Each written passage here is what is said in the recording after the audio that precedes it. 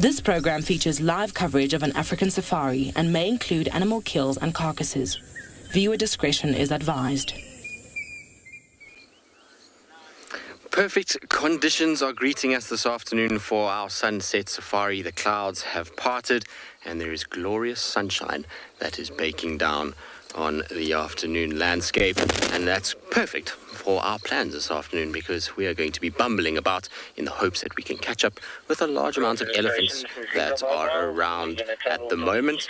And Steve, well, it should be good for him too because it's going to help him locate maybe his pride of lions that he was tracking this morning because they should be resting now after a busy morning. There's lots of promise out here in the northeastern parts of South Africa, and we look forward to taking you on this, your very own African safari.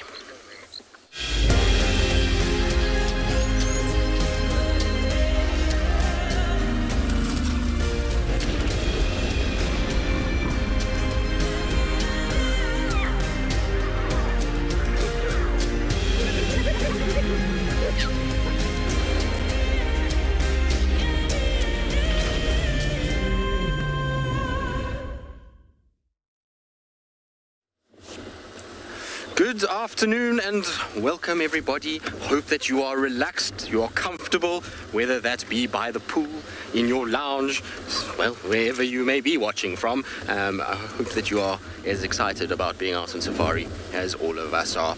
Now, before we get into everything, I need to tell you my name, and my name is Tristan. On camera, I have Paul this afternoon, which is always wonderful. Nice to have our cam ops along for the ride because they always provide much entertainment for all of you and ourselves. Now remember, we are coming to you live from South Africa, and we're going to be coming to you live from various parts of the world. We're going to be here in Djuma, and as I said, I'm going to be bumbling looking for elephants and then following up on Tingana a little bit later.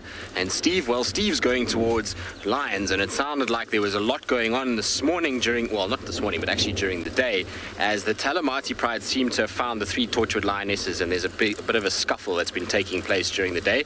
So he's going to try to see if he can find them at Ngala, and they're going to be bumbling about down the riverbed, which is always the most beautiful drive, looking for lioness and cubs, and hopefully we'll be able to see some cheetah at Tswalu.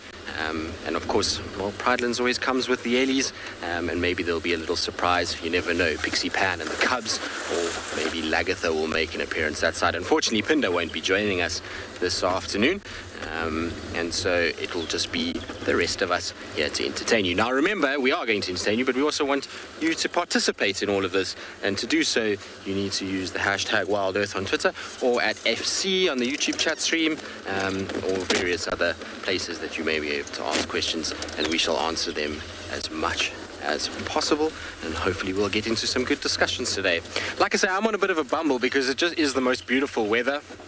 The sun is out, and that hopefully means that we're going to see a lot of ellies moving about through Djuma. The marulas are fruiting, there's lots of water, and so that means that they should be out. And then as it cools down a little bit later, I'm going to go back to where I last had Tingana in the hope that he's on a bit of a territorial patrol. That's at least the idea.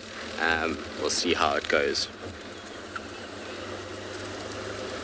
Alice, you're saying you're so looking forward to some big cats this afternoon?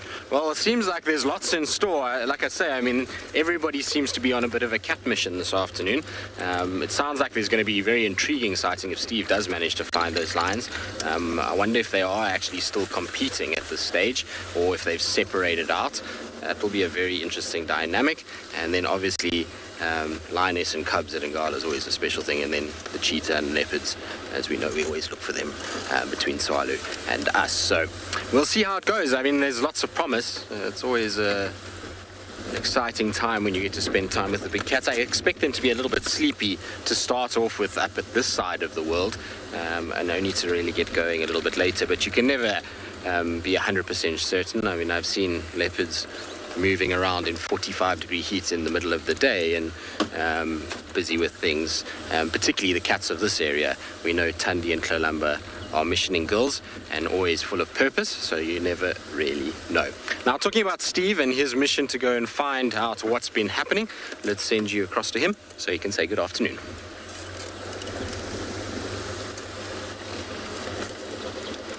Afternoon, everybody. Welcome to my vehicle. My name is Steve, joined by Marcello and Cameron. We are very excited to have you with us, of course. As always, apologies for our absence this morning. We had some technical issues that lost us from the show.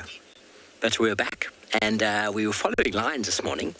And sometime during the daytime, the three lionesses, I think I mentioned at some point, Torchwood Pride, was in this area. We were tracking another pride, which turns out it might have been the Telematis. They were having a big interaction where we are right now, and we're trying to find them. So the Tortured Pride was having a fight with the Telemati Pride, 3 on 14. So that is our plan for right now, try and find them. But so far, we're coming up empty-handed. But we don't know exactly where that took place. But we're just going to go slowly down to the drainage here. We're on Tortured, down to the Mulwanini, and see if maybe, because it's suddenly gotten hot. It wasn't hot today, but the Tortured Pride, apparently we're giving, well, the three lionesses of the Tortured Pride, we're giving the youngsters of the Telematis a proper run around. So whether there's going to be any interaction at this time of day is debatable, but just knowing where they are is always a nice thing. So keeping our eyes well and truly peeled. And I'll try and address what got left out in the Medicinal Monday discussion this morning.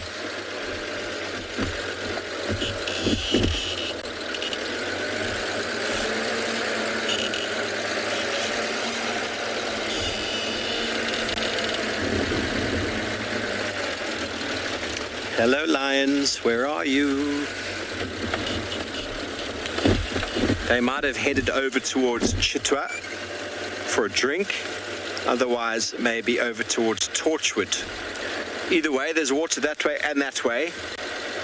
Which way will they choose? Maybe they decided, okay, fair enough, and they split. But it'd be nice just to find some tracks of lions behaving badly. All I've seen so far is tracks of hyenas. It's not very helpful looking for lions. Hyenas aren't very helpful looking for lions. They're very helpful looking for leopards.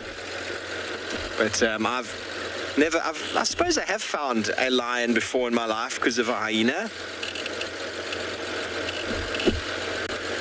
But they don't normally lead you to them. You might find them running away and you think, okay, what's going on? And then you look closely. This is the Mulwanini, everybody, we're about to get into. This is where, okay, so there's some vehicle tracks here. Possibly.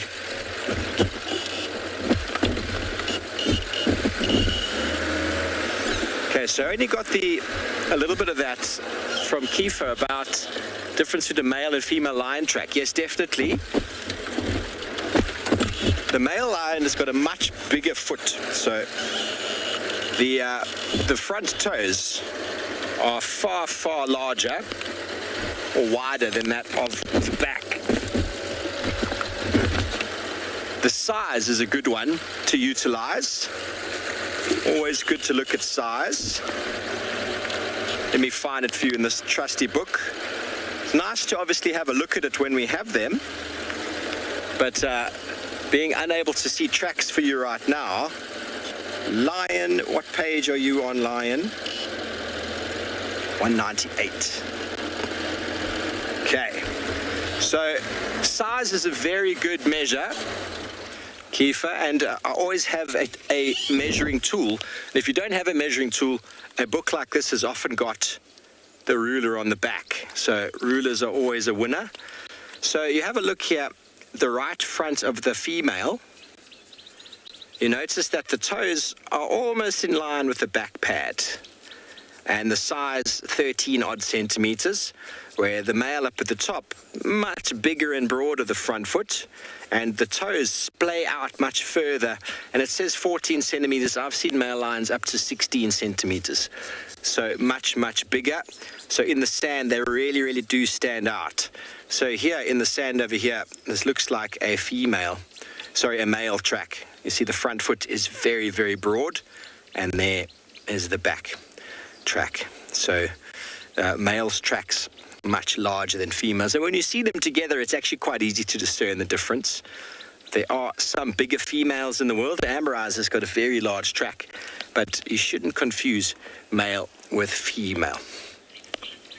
Okay, well, we're going to carry on here, seeing if we can figure out where these elusive cats have gotten to. And while we do so, let's get back over to Tristan, who's found some antelope.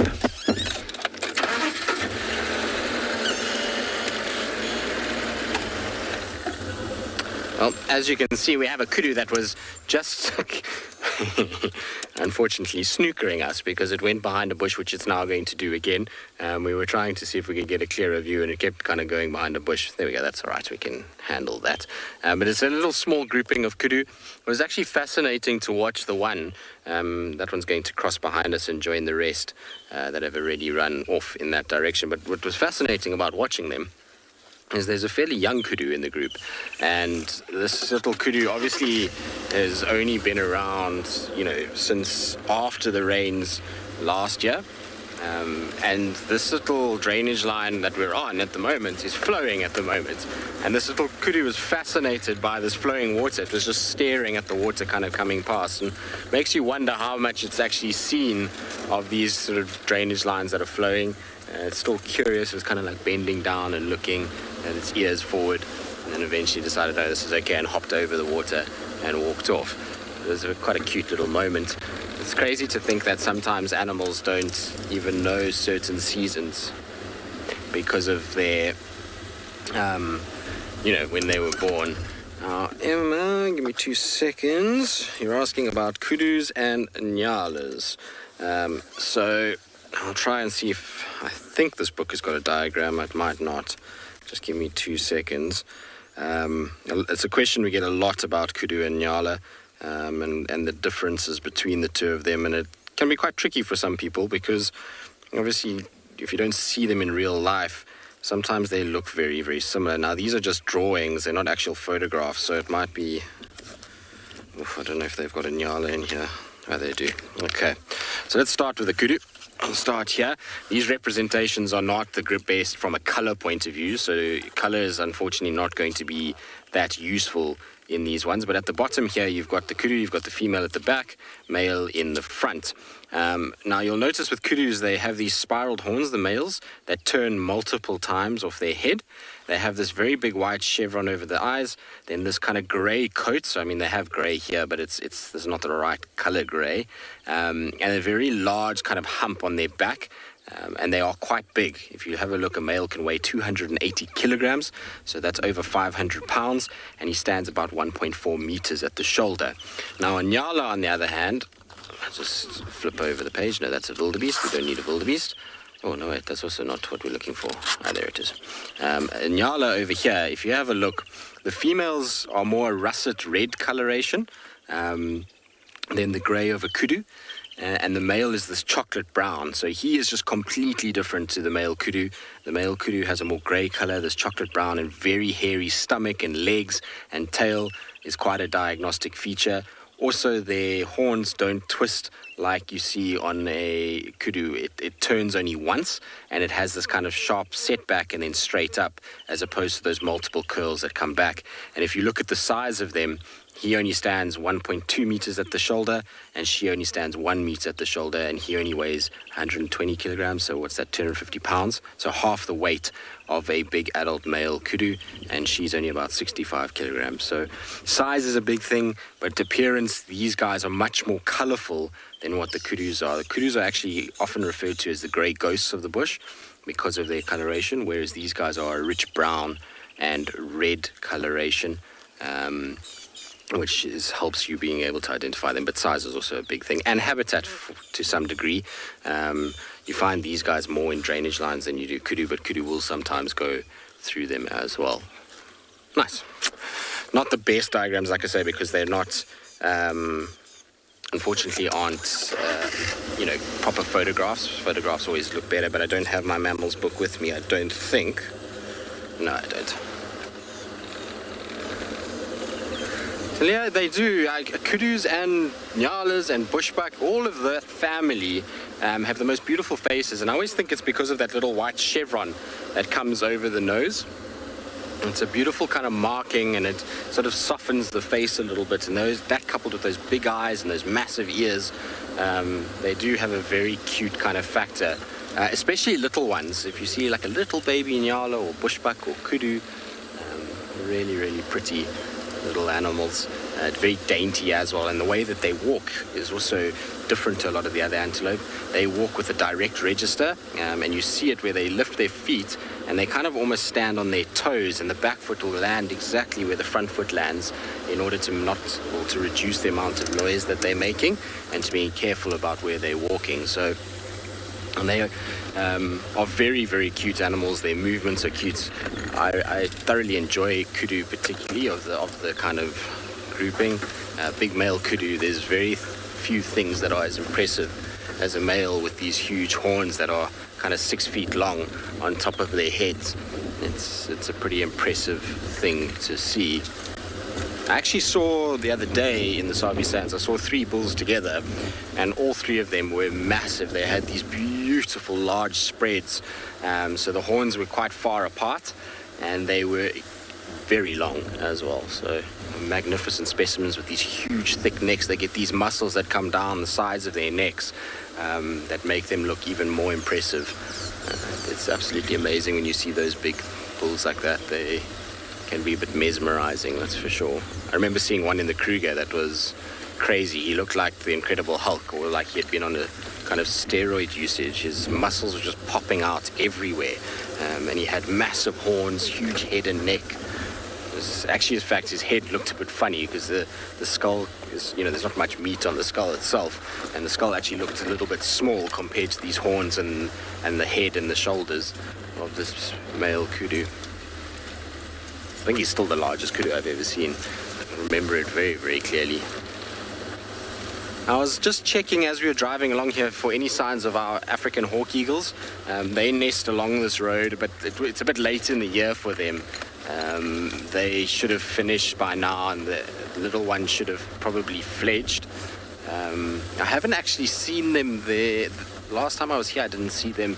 I saw them flying around not far from here, but I didn't actually see them on the nest itself. The nest is this tree coming up on the left-hand side. It's so full of leaves now, I can't actually see anything. Let me have a quick squiz with my binos just to see.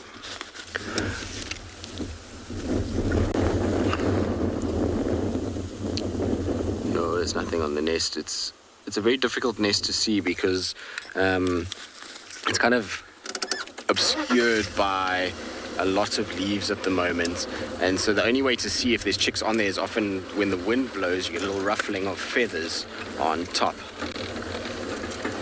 Leopard gull, no, they have home ranges, much like most antelope species, bar the very small ones. So things like Dyke and Steenbok, they're more territorial. But kudu, Ngala, bushbuck, impalas, they're all going to move around and basically follow food. So where they can find good food is where they'll go, and safe habitats in order to kind of utilize their camouflage or their niche to survive.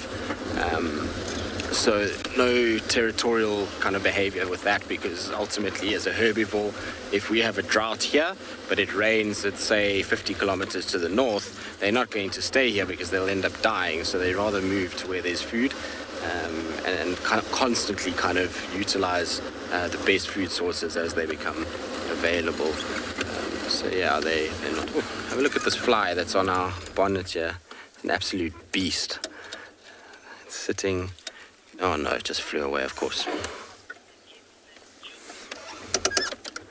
Rosalind, pretty warm. So seriously hot day for us here would be about, I mean, it has gone over 50 before a few times, but most of the time it will reach high 40s.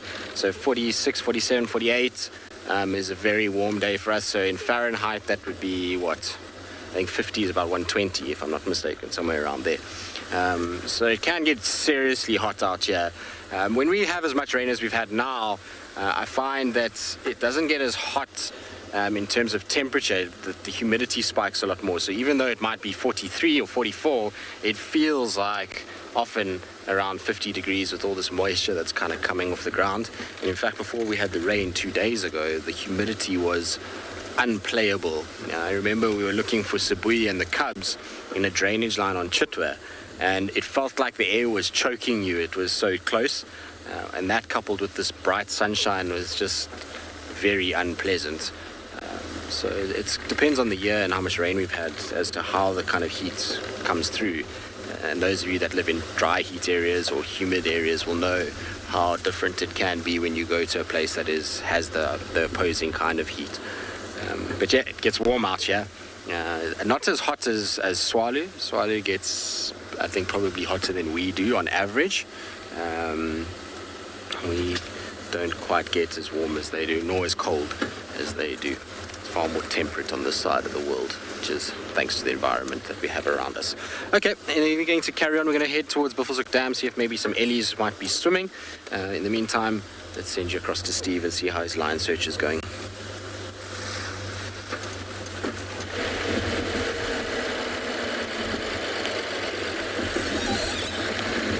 Thanks, Tristan. Elephants are always nice to see on an afternoon. Well, I've been chatting with someone now, and they reckon I was on the wrong road, so I'm just going to go. And we're looking for them around here to the Cheetah vector.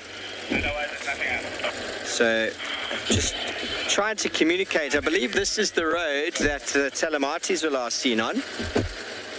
So we came further east, but we didn't get this far, and we turn around. There's quite a dense bit of vegetation, so keep our eyes peeled, shall we?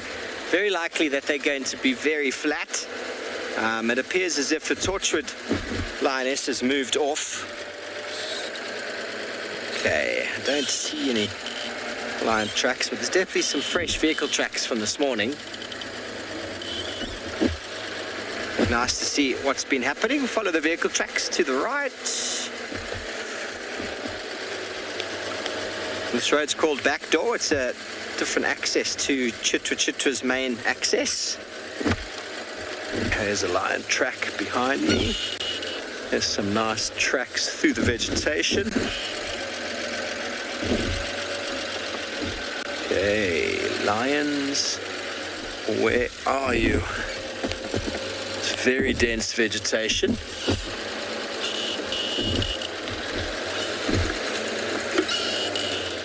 I'm going to go just this way a little bit first. It's possible that they moved and came back again. Let's first just see where the vehicle tracks go. Look how densely vegetated it is here. Lions could be 5 meters off the road. We wouldn't see them. It's gotten quite warm this afternoon, not as warm as it has been or as it can get. I don't foresee it getting too warm today. Okay, tracks going the other way.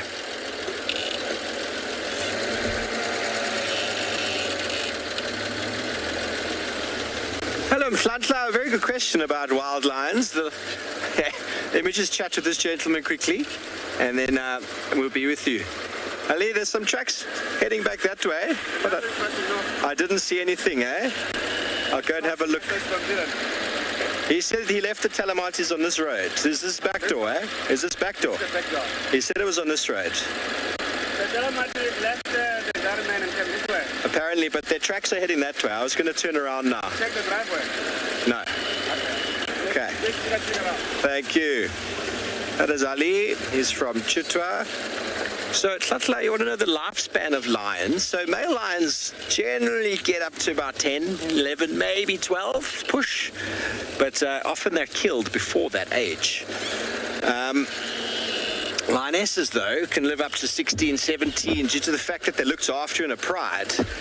But male lions generally reach their maturity at 4.5, 5, and they hold their maturity or their dominance for 3, 4 years, 5 years if they're in a coalition, maybe a little bit more. But in natural wild populations, lions, 10, 11 is old for a male lion, because once they lose their dominance, they've got nothing else to live for, and they often get killed in pride takeovers, or they get killed by the injuries that they sustain in the pride takeover. But a female, due to the fact that she's in the pride, she's mama, she's grandmother, she gets looked after, and she maintains a livelihood in the pride, and she can stay quite a bit longer. I'm sure there's some records, but I reckon 14 to 16 is sort of the age for lionesses in a pride. Obviously, they can also be killed at an earlier age. Okay, so he's checking that way. Let's just go back to Garia Main and have a look that they didn't cross. It's very possible that they might have. Nice to have some assistance on the ground. Don't have to do all the tracking ourselves, you see. It's possible the Telematis had a little bit of a interaction and decided, let's go back north where it seems a little bit more friendly.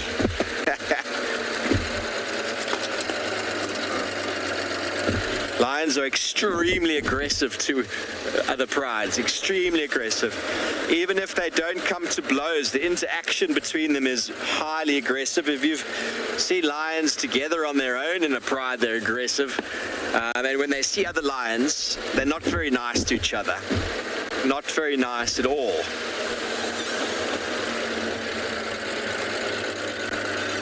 Okay, there is somebody walking on the road. That must be Dylan's tracker. Let's go give him a hand, because if he's tracking the lions and they cross north, well, then we're a winner. Got the tracker that side, eh? The tracker's that side. Okay, so there's a few people trying to find the lions now, and if they cross into Torchwood, we can go there. If they don't cross into Torchwood and they stay on Cheetah, well, we can still go there.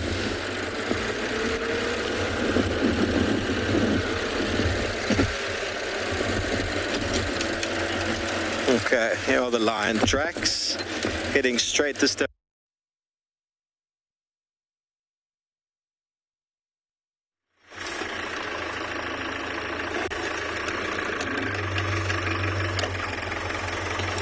Good afternoon, everyone. It is a beautiful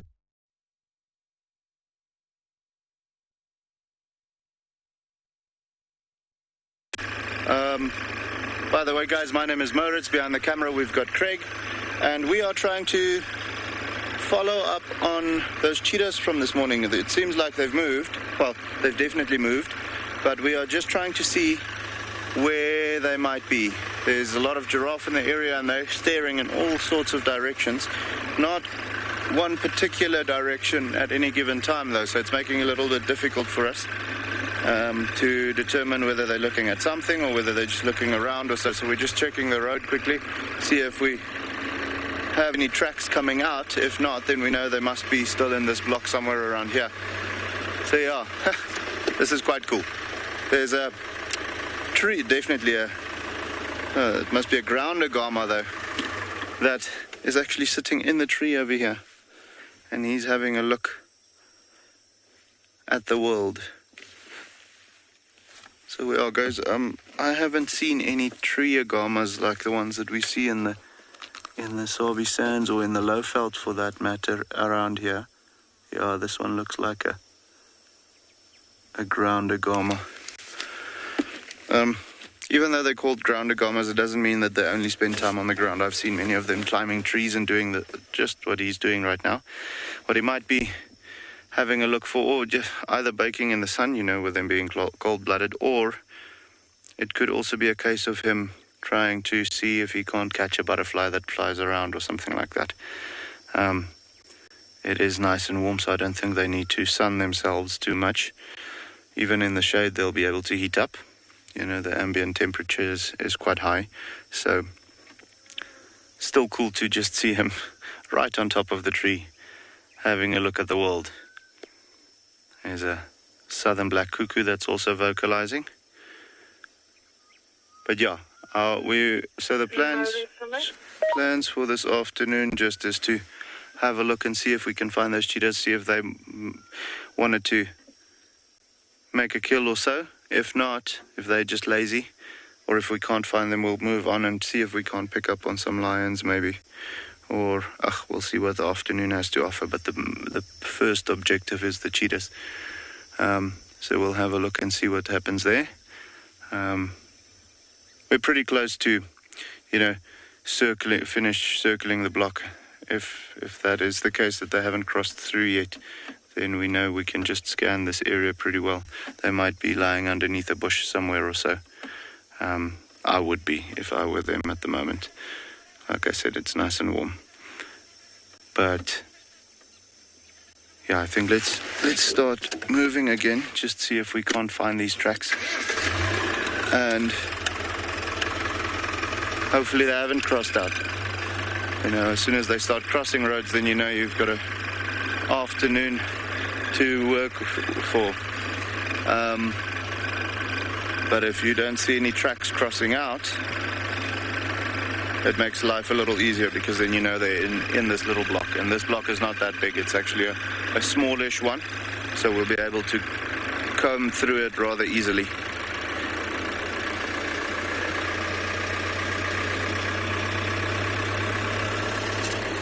There's tracks going through there. All right, guys, so we're going to have a look quickly and see if there's any tracks crossing out. So far, there's only tracks going in, which means that might be from this morning or so. If we do find something, we'll let you know. But for the meantime, we're sending you over to Taylor, okay?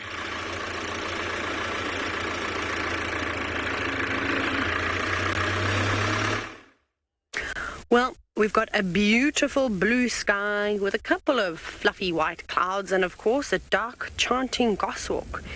Unmistakably, unmistakably unidentifying. That is not English. Anyways, what I was trying to say is that it's hard to not mistake this bird for any other goshawk species in this area with those bright orange legs. It's beautiful up in a leadwood tree, which is quite cool. And, of course, in typical Taylor fashion, getting all tangled on my words. My name is Taylor McCurdy, and on camera with me today is Kat, and we are here at Pridelands Conservancy, which is a part of Tswalu Game Reserve and the Greater Kruger National Park. Now, it's not very often that we get to show you some birds, and the only reason why this feathered creature is staying put is because it is clutching something between its talons. Now, it took us a moment to notice that there was even something there, but you might even see bits of grass sort of blowing in the wind. You can see that. So that's what caught my attention. And then I got my binoculars out. Good girl, safari guide I am. And I saw some feathers, and it looks like this dark chanting goshawk, which is a beautiful bird, an elusive one we don't get to see very often either, has caught itself. I'm going to go with a common quail. Now, I thought maybe it could have been a Karichani button quail, but I think that the dark colorations on its head, they almost look like a miniature crested francolin, if you will. But it is tiny, tiny. So it's obviously swooped on down and literally grabbed it straight out of the grass. And we have seen lots and lots of quails shooting up, normally just catching them in the middle of the road or just on the edge of the road where the grass sort of starts. So it is really awesome to see this. But these birds eat lots of different things. They've actually got quite a varied diet. They are exceptionally successful raptors. They'll eat snakes. They'll eat lizards and skinks, probably even things like tree agamas that would also be sitting out on this leadwood tree. And then, of course, they'll catch any small mammals, and if there is a bird that can be caught, they'll catch one of those too. So something that we must remember is that the diet of birds can be quite varied as well, especially during drier season. Not so much for this bird, but for birds that typically eat insects. When the insects start to disappear, you might find that they'll supplement their diets with seeds or maybe even fruits and things like that. But this is really awesome, and it's a great opportunity once again to get some screenshots. So please remember to hashtag WildEarth if you are using Twitter to chat to us. A really good way to see all your pictures. Annie, yes, it is a really great sighting. We were quite shocked as to why this bird didn't fly away. I mean, we all, Gat and I, the whole two of us in this car, were excited because we've been seeing quite a few of these dark chanting goshawks, but we haven't been able to put one on the camera because by the time we've turned and taken a second look at it, it's vanished off into the distance. So we quickly tried to grab a few pictures as well. This is probably the best photo I've ever taken of a dark chanting goshawk in my 8 years of guiding. So that kind of says something. But if it wasn't for the quail that has succumbed to its death, I don't think that we would have this opportunity. It would have definitely have flown off. So we probably won't stay here for too much longer, as I think that we might be disturbing it to some degree. That's why it hasn't started feeding just yet. I think so. What we'll do is we'll probably head off now. Cassie, you said that you love the color of this bird's beak. It is. It's got matching legs and a matching beak. The beautiful bright oranges. Maybe it is going to settle down with us and start feeding. I hope it does. That would obviously be the most ideal thing. But as fortunate as we are to see wildlife, one thing is we as guides always try and do is we try and be as sensitive as we can. Okay, hang on. Here we go. Maybe because we've been sitting quietly and we haven't repositioned, Gat is filming at an unbelievable angle. It has decided that it's okay and it's quite happy with us. So this is a really good sign. So like I said, I was maybe going to move off because it hadn't started feeding. But now that it has started to pluck its prey, almost like a leopard would remove the fur or hair from whatever antelope it had caught, birds of prey will do the same thing. They're not just going to devour it whole. They will pull out all those feathers. And as it does this, it will also give us a better idea as to what bird species are caught. Now, if there are any budding birders out there, I would love your help. It might be difficult to see, but if you do take a screenshot and you zoom on in, let me know if you think it is a common quail or perhaps a Karichani quail. It's a difficult, a Karichani button quail, sorry. It's a difficult one to try and figure out what it is. But that little bird is so small. Very, very, very small.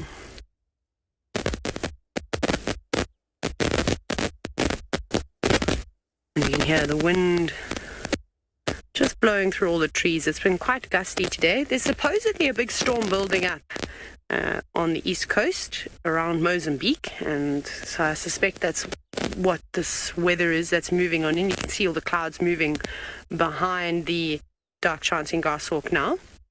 Lots of them are lined with grey bottoms, as beautiful and fluffy as what they are. I think we might get some more rain this week, but if the wind keeps up, perhaps it'll pass on quite quickly. So it'll be a good meal for this bird. Going to fill it up quite nicely.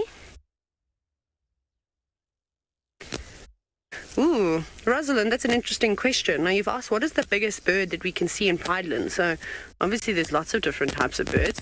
If we talk about the biggest bird that typically lives on the ground, I'm going to say it's going to most likely be, what did you say, red-crested corehorn? Or black-bellied bustard? Probably be... Oh, ground hornbill. Yes, I forgot about those beautiful black birds with bright red on them. We saw them the other day. Southern ground horn will be the biggest one that spends the most time on the ground. Unfortunately, we don't see many Goliath herons around here. Otherwise, they could trump it. We don't actually see very many saddle-billed storks either. We occasionally see, maybe yellow-billed storks too. So we've got those contenders. And then we saw a martial eagle, which is the biggest eagle that we can see this morning, which was quite cool, not too far away from here. So we'll keep an eye out for that. Maybe it flies over or lands and allows a good viewing. Maybe it'll be a birding day today. And then, of course, Pridelands has a fantastic and very healthy population of vultures. So we could see whiteback vultures, Cape vultures, which are bigger than the whiteback vultures, and if we're very lucky, even a leopard-faced vulture. So there are a number of really large bird species that we can see, and we'll try and keep an eye out for a few of them, and maybe we'll get to show you them.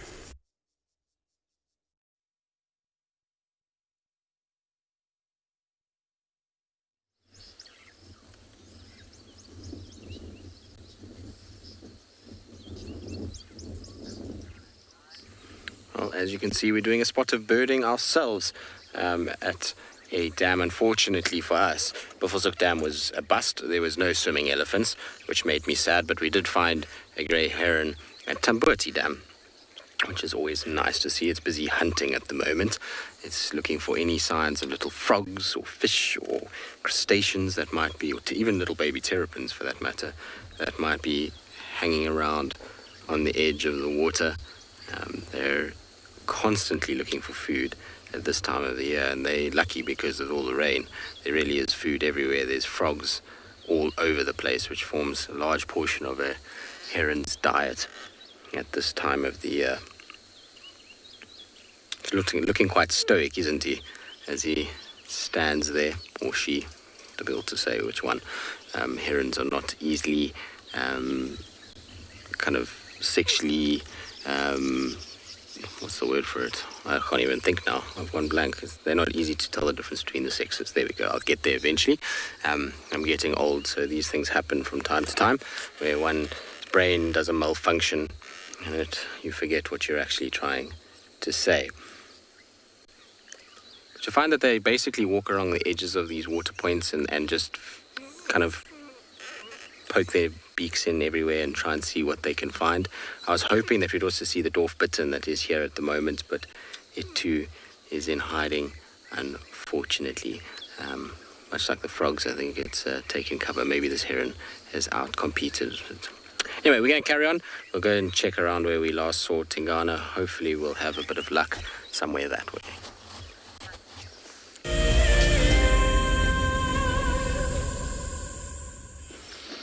Hello everybody, we have found some very green grass, and if you look closely in amongst the grass lying up there,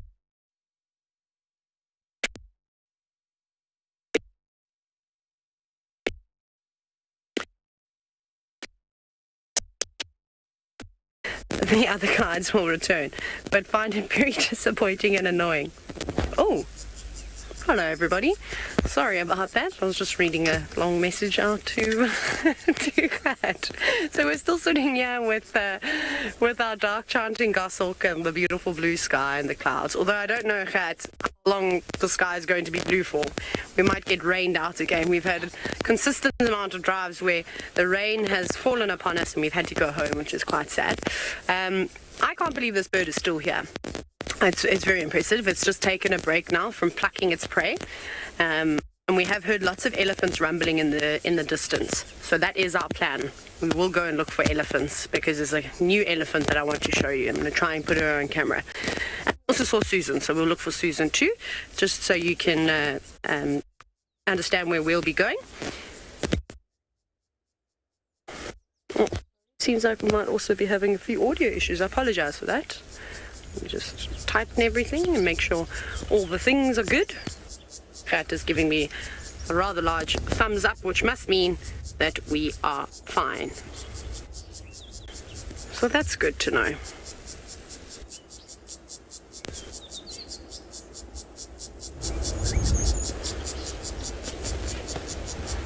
Well, I think what we're going to do, seeing as though a couple of insects and sounds like maybe a white-browed scrub robin and a couple of other birds have started chirping, let's just enjoy a moment and listen to them.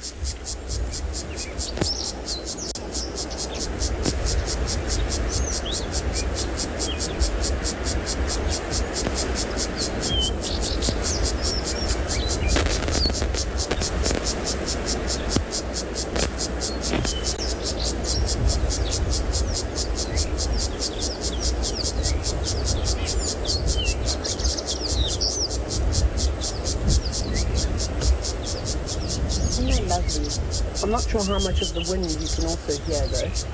It's starting to get worse and worse, although I do like to hear the wind blowing through the grass at this time of the year.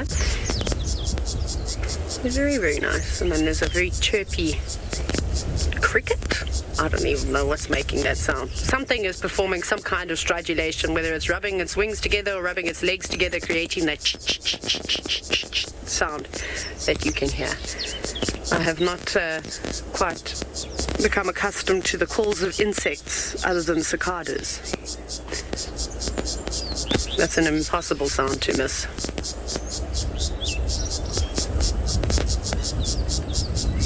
Now, William, you might have missed it a little bit earlier when I mentioned what type of tree this is, but that's okay because it'll give us a chance to zoom all the way out and just show you how magnificent it is. So this was once a leadwood tree. One of the heaviest trees that we have in this area, if not the heaviest. It is beautiful, and unfortunately it is no longer with us, but it will continue to stand like this for a very, very long time. Look how it is. It looks like it's creeping and reaching for the heavens, if you will, but it is no longer growing. Optical illusion. It's very cool though, and it obviously makes a huge difference when you've got the nice clouds. Can we show everybody the dark, terrible weather that's coming off to the right? I'll just show you. So look how the weather is changing. It was beautiful blue skies, and then of course the wind picked up, and now all the wind is blowing. I'm going to try and jump onto a satellite. Maybe it's something you all want to join me and do. Maybe you can find a site where you can track weather and have a look and see if there is a big tropical cyclone or something along those lines building up around Mozambique, because that is where this weather is actually coming from. So it's all coming from the sort of southeast at the moment, blowing in quite quickly, but it is changing, and it doesn't look like there's going to be a break either.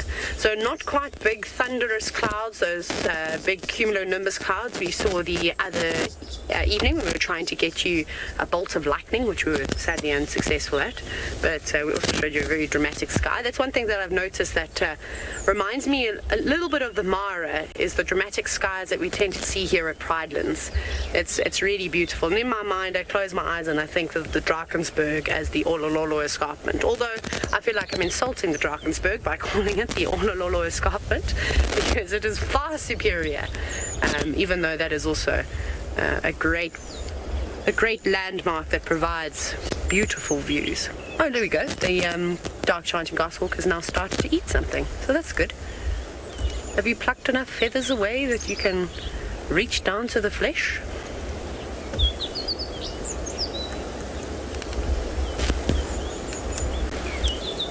Yes, Penelope, I concur, and I'm sure everybody concurs with you. I know birds are not everyone's cup of tea, but when you see a bird like this with striking orange skin, and then of course those dark grey feathers and the lovely barring that it has across on its vent and on its breast, really does make for quite a pretty picture. Unfortunately now there's a grey cloud behind it, so it's not as glamorous. It's obviously nicer when you've got the blue backdrop, but it won't be long before that all clears up. There we go. Thank you, clouds. Now, I would have thought that this bird would have eaten its prey a lot quicker than what it is. I mean, it's really taking its time right now. And it doesn't look like it's eaten anything else. Its crop is not particularly full. No, it's not full at all. There's no lump just below its throat. and sort of just above its breast. So that's where all the food is going to be stored. So they're just going very, very slowly. So it's found a small point. You can see there's a little bit of flesh that's showing. Not that there is much on a little quail. They really, really are small. I don't know how often the quails feature on the show, in fact. I don't think I've ever put one live. I know we've definitely listened to the sounds of a the Karachani button quail. My goodness, their calls are beautiful. Very eerie, loud noises for such a small little bird. I'm just quickly having a look to see how much the common quail weighs, because I do not know this information off by heart. 95 grams? Goodness gracious.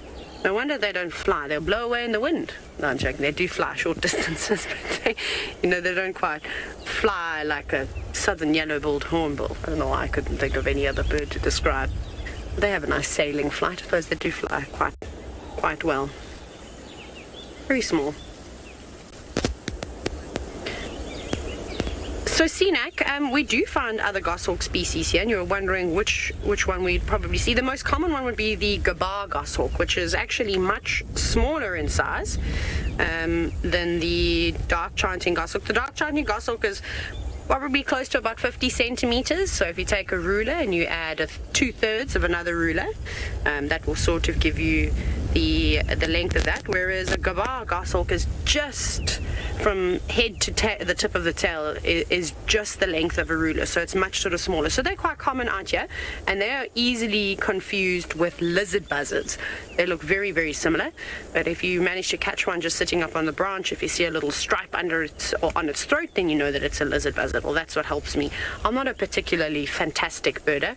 I know Tristan's definitely more excited by birds than I am, but I try to get into it. I mean, obviously as a guide, it's something that you have to know. You have to get into birds. You need to know the birds of your local area, but I would much rather have my head stuck in the grass and look for insects, or wade through a marshland to find some frogs. But we all have our preferences. But now you can see how little flesh is actually on that bird. Look at that. I mean, that's a tiny little wing. Hey? That would do you no good. You'd have to eat the whole thing. I mean, for those of you that have been lucky enough to be served a quail, each to their own, you'll know how small they are. I suppose this is like a real delicacy now for this dark chanting goshawk.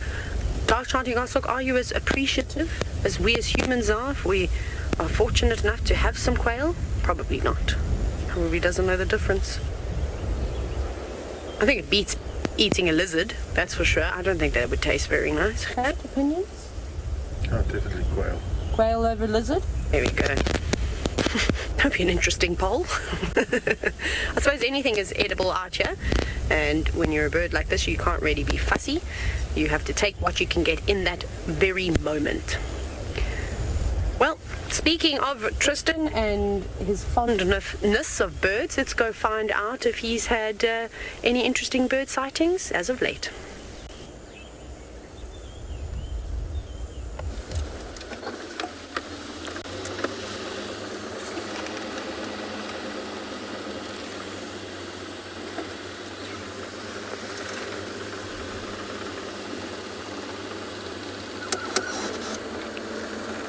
Well, we are looking for Tingana. Is exactly where I left him this morning. I'm just trying to see if I can see his tracks anywhere.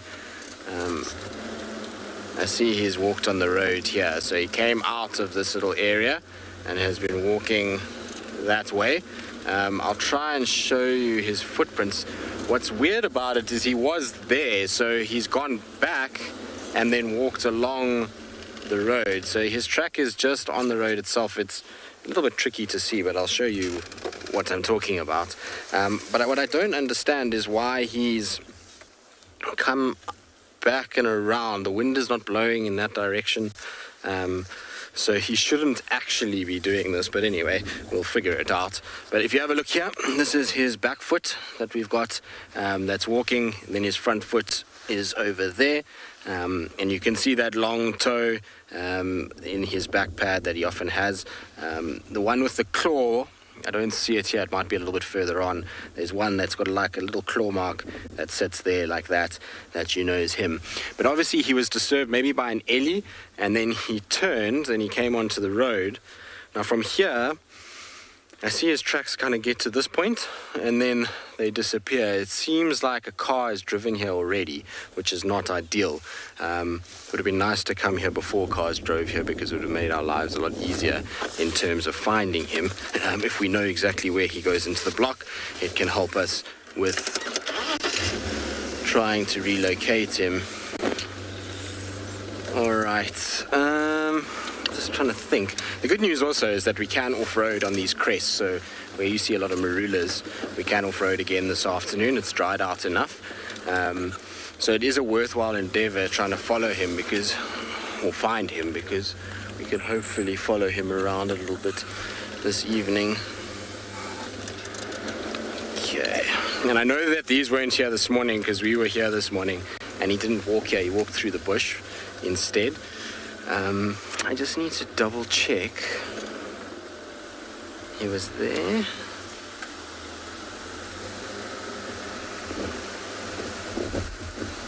Donnie, no, I don't think so. I mean, we're still seeing and observing him scent marking. So that would suggest that he's not fully nomadic. But he's definitely not as territorial as he used to be. Sorry, I'm just trying to see if I can spot his tracks here. It seems like a car is driven over all of them, which is a little on the frustrating side because it's going to make finding him quite tricky. The roads are hard enough as it is and tracks are difficult enough to see at the best of times. Oof, I don't know, I don't see any tracks here. Unless he's gone to that marula tree just to lie down. Tell you what, let's just check a little bit further. There's a little junction coming up. Maybe he's crossed into Djuma. But there's definitely nothing here. So what I'm looking for is where the car hasn't driven, for just a pad or a toe or something that can indicate to me that he was here. The track might be cut in half. It might be kind of just a toe sticking out, which is fine because I know that the tracks are still pretty good. It's just to give me at least an idea of how far he's gone. But you see there's nothing here. Okay, I just want to quickly check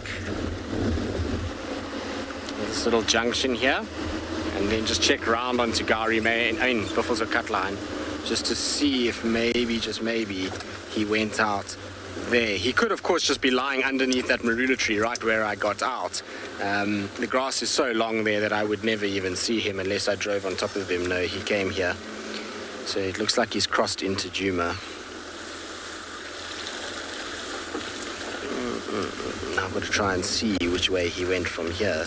There's definitely one small partial track, which I'll try and show you, just to show you what we're kind of dealing with when there's been a few cars on top. Now, where did I see it? Don't go away, sunlight, because I need you to see.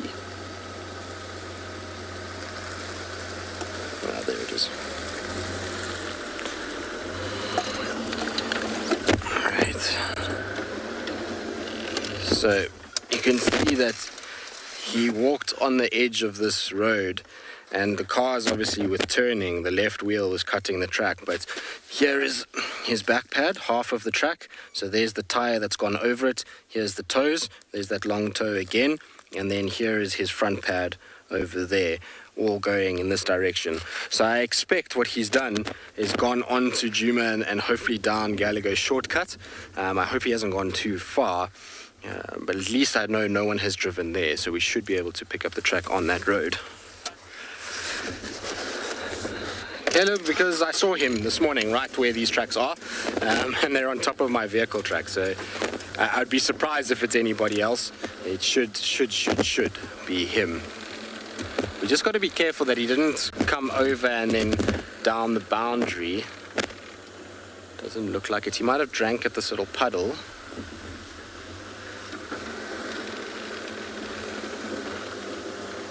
Sorry, I'm just trying to check to see where he's gone here.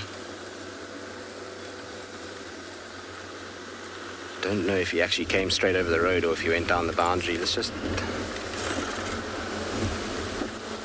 Nobody should have driven this road today as far as I'm aware of. It's possible that somebody did during the course of the day, but they shouldn't have, unless they were going to Longpole to go and fix the equipment there or something like that.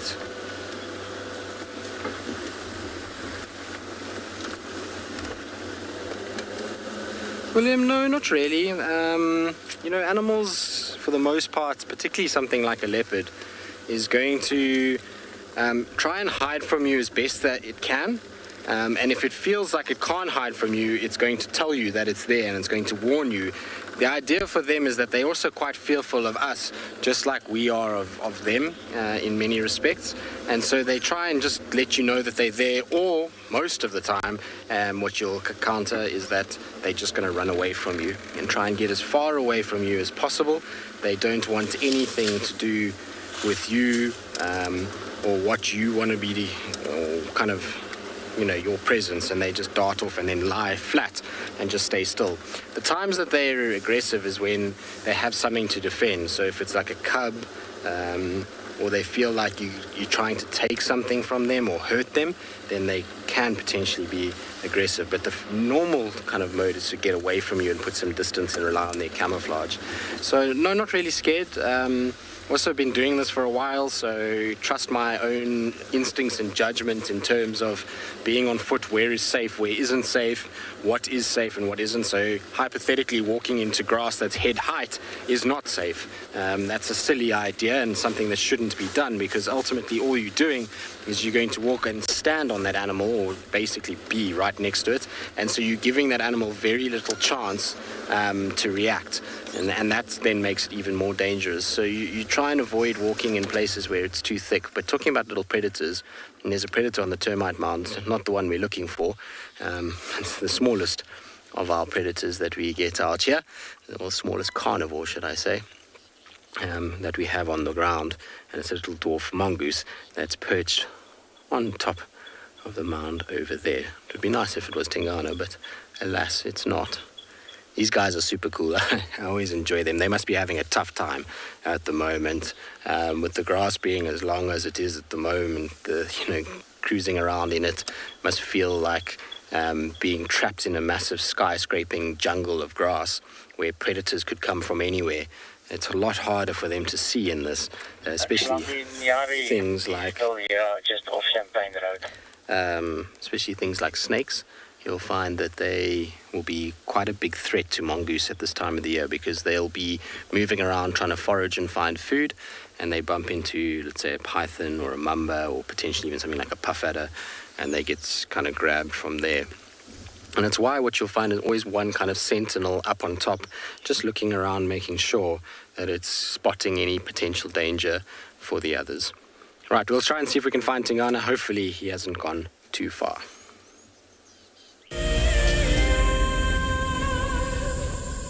This is Rusty. He's my favorite vehicle, and we've been through all the good times here in the bush. Now, if you feel a connection to Djuma Game Reserve like I do, then we have a fantastic opportunity for you. You can have your name engraved on a brushed metal plaque just like this one, and we will attach it to Rusty so you can always be with us on safari in spirit. We will even send you a digital photograph once your plaque is mounted on Rusty. Spaces are limited, so grab your spot now. Our first WildEarth Explorers competition has closed, and we have a winner. Congratulations to Chantal Sleep from Benoni in South Africa. I felt totally overwhelmed for winning this prize. I will be taking my son with me, and I can't wait to share this experience with him. Chantal and her son have won a behind-the-scenes WildEarth experience at the magnificent andBeyond Ngala tented safari camp. The prize includes a 3-night stay and a chance to sleep out in the unique Ngala treehouse. I would like to thank WildEarth for making this dream come true, and I encourage everybody to subscribe, to become an explorer, and stand the chance to win these amazing prizes, and so much more. For this month, we have a brand new prize. you could be jetting off to Tswalu in the Kalahari for a 3-night stay at the luxurious Motsi Lodge. Open to all WildEarth explorers who have signed up before the end of January 2021. Terms and conditions apply. Have you been watching WildEarth and dreamt of being right there on safari with one of the guides? Well, now you can. WildEarth is offering you a chance to buy a ticket to dream. You or a friend can hop on board a live WildEarth show and join our guide on safari.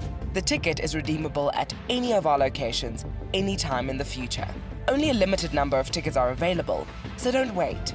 Get your ticket now and start dreaming. Terms and conditions apply.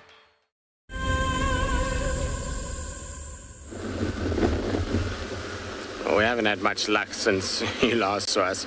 I'm just trying to go back to where I saw the last tracks because I don't pick up anything on the fire break, nothing on Gallagher shortcut that I can see.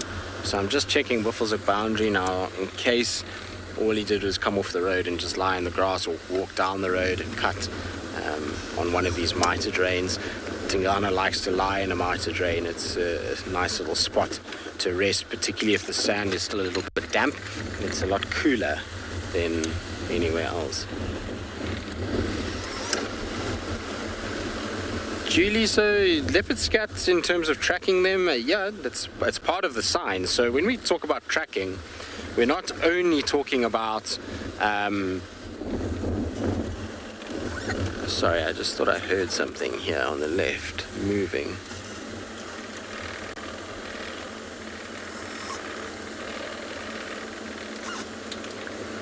Maybe just a little Franklin or something. So we're not just talking about footprints. Footprints are a huge part of tracking, yes, but when you start to get into grass like this, footprints become almost null and void. You can't see tracks in grass this long.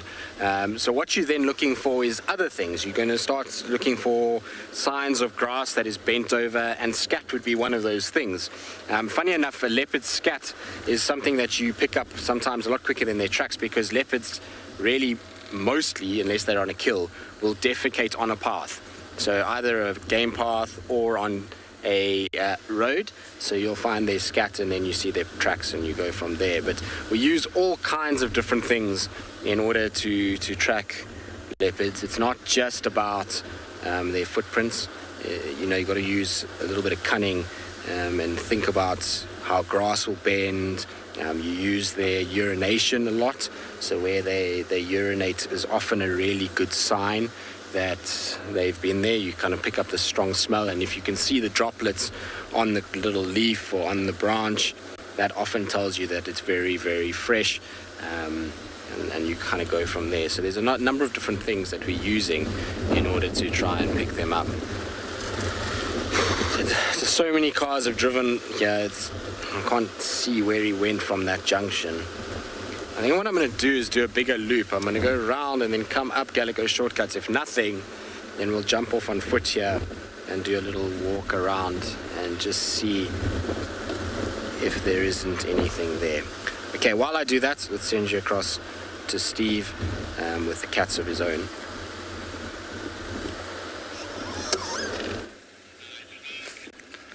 Welcome back, everybody. Not sure how much of the lion segment we did earlier with you. We seem to have lost you again. But we are here with 3 of the Torchwood lionesses, flat in the grass. Not sure how much of it you got earlier. I was trying to be a little bit funny with regards to lions in the grass, but I think we lost you. So here we are. We're going to go and try follow up on the Telemates shortly, because they're a bigger pride. I don't think they're very far from here. They only would have just moved away enough to prevent them from interacting again. We're discussing how violent lions can be, and lionesses can be very violent. Dark Mane would have been a male that would have probably known both prides. He would have probably just been going, okay, ladies, you sort it out.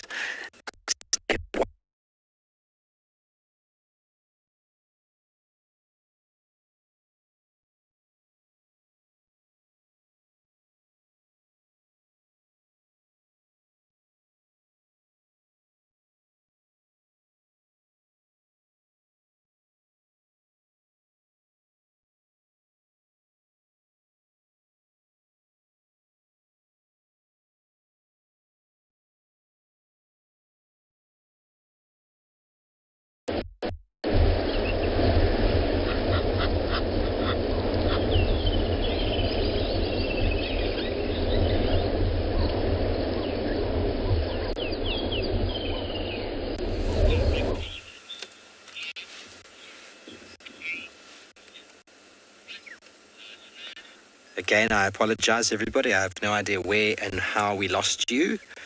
It seems every time I mention lions, we lose signal. I'm not sure how much to repeat again.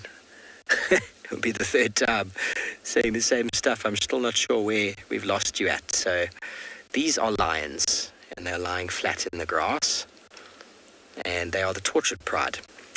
But we're right on Kalahari Main, and there are a few vehicles scheduled to be joining us. So we're going to be moving out, going into Tortured itself, so we can follow up on the Pride.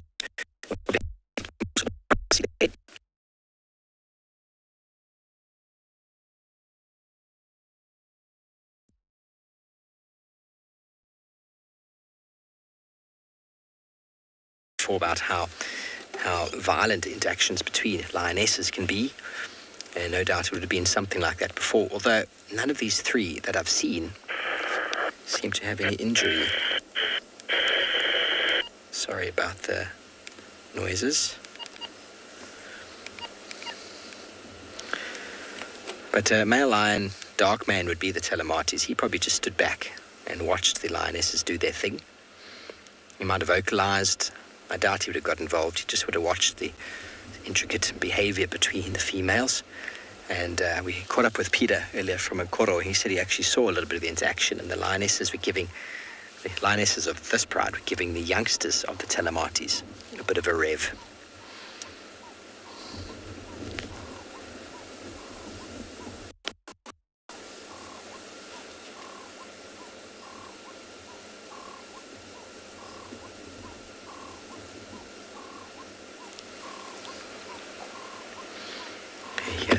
Call of the Cape Turtle Dove telling us to work harder. Work harder we shall, Cape Turtle Dove. We'll go and find more lions shortly.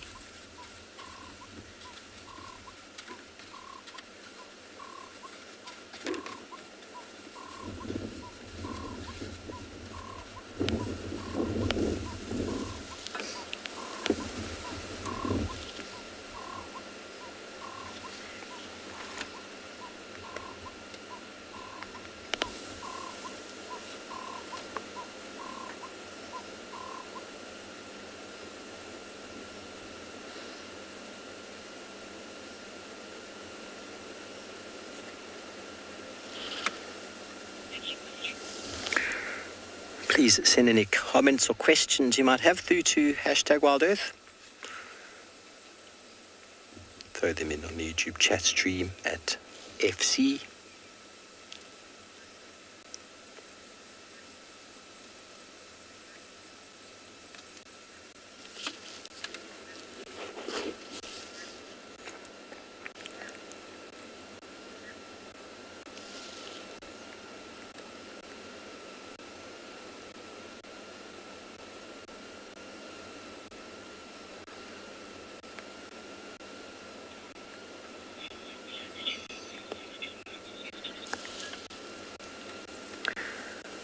Yeah, everybody, we're quite excited we found the lines too. We were hoping for a little bit of interaction. But sometimes it's just noise really, isn't it? Lions interacting can be quite something to behold. Lions feeding, lions growling, the noises that they make. All very, very earth-shattering. If you've ever been involved in lion conflict, it really is something to behold.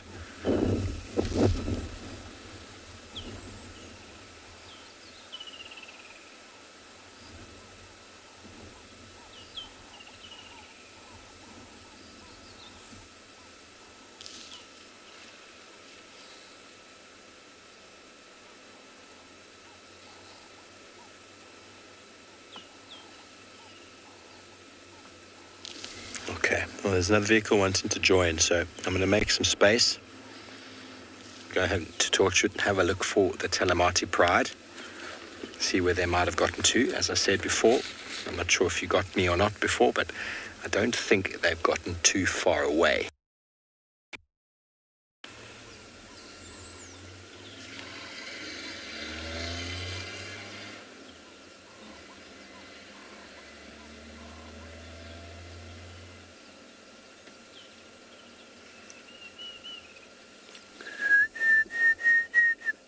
Deirdre's cuckoo. I think we might also do a spot of birding while we go. Tailor lions sleep all the time. They sleep all the time. The only time they don't sleep is when they're very hungry. If they're very cold, though, they can move around a bit. But in general, they sleep for 20-odd hours a day, maybe even more. If they're full, they go through bouts of feeding and sleeping. So they really do slumber more than most animals you'll encounter.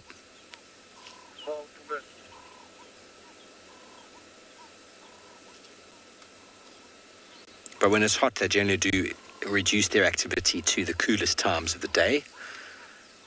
But in the middle of day, if it's overcast and cool, yes, you can have them hunting and being mobile. But it also depends on whether they're hungry or not. If they're not hungry, lions won't do too much. Thirst and hunger, territorial behavior, mating, the only real reasons for lions to be active.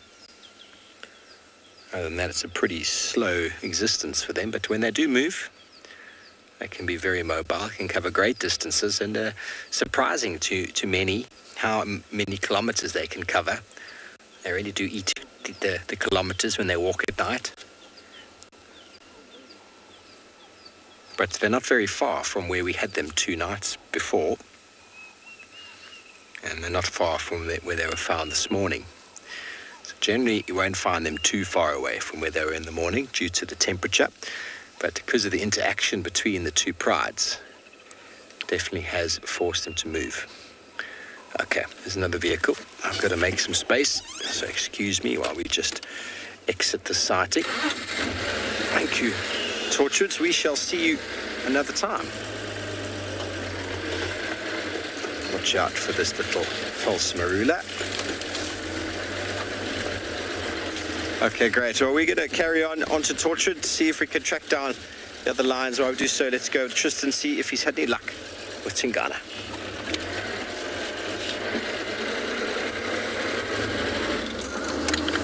Well, good luck, Steve. Hopefully you find what you're looking for.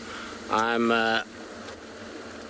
trying to see if I can find Tingana. I've picked up his tracks and kind of found where he's going, but they are almost nondescript in places. He's come down before the cut line and then he's cutting kind of into Djuma.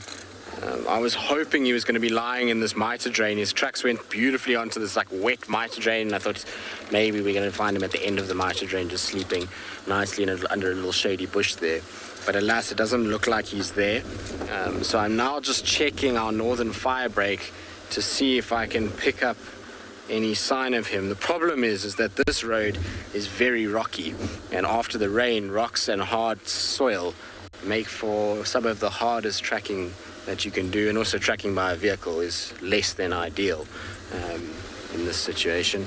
You kind of need to be on foot more than on a vehicle, but we'll try. We'll give it our best shot. You'll notice that I'm driving differently to how we would normally drive. There he is, right there. Yes. I love it when a plan comes together. Hello, boy. And you're not only right there, but you're posing more beautifully than we could even ask for.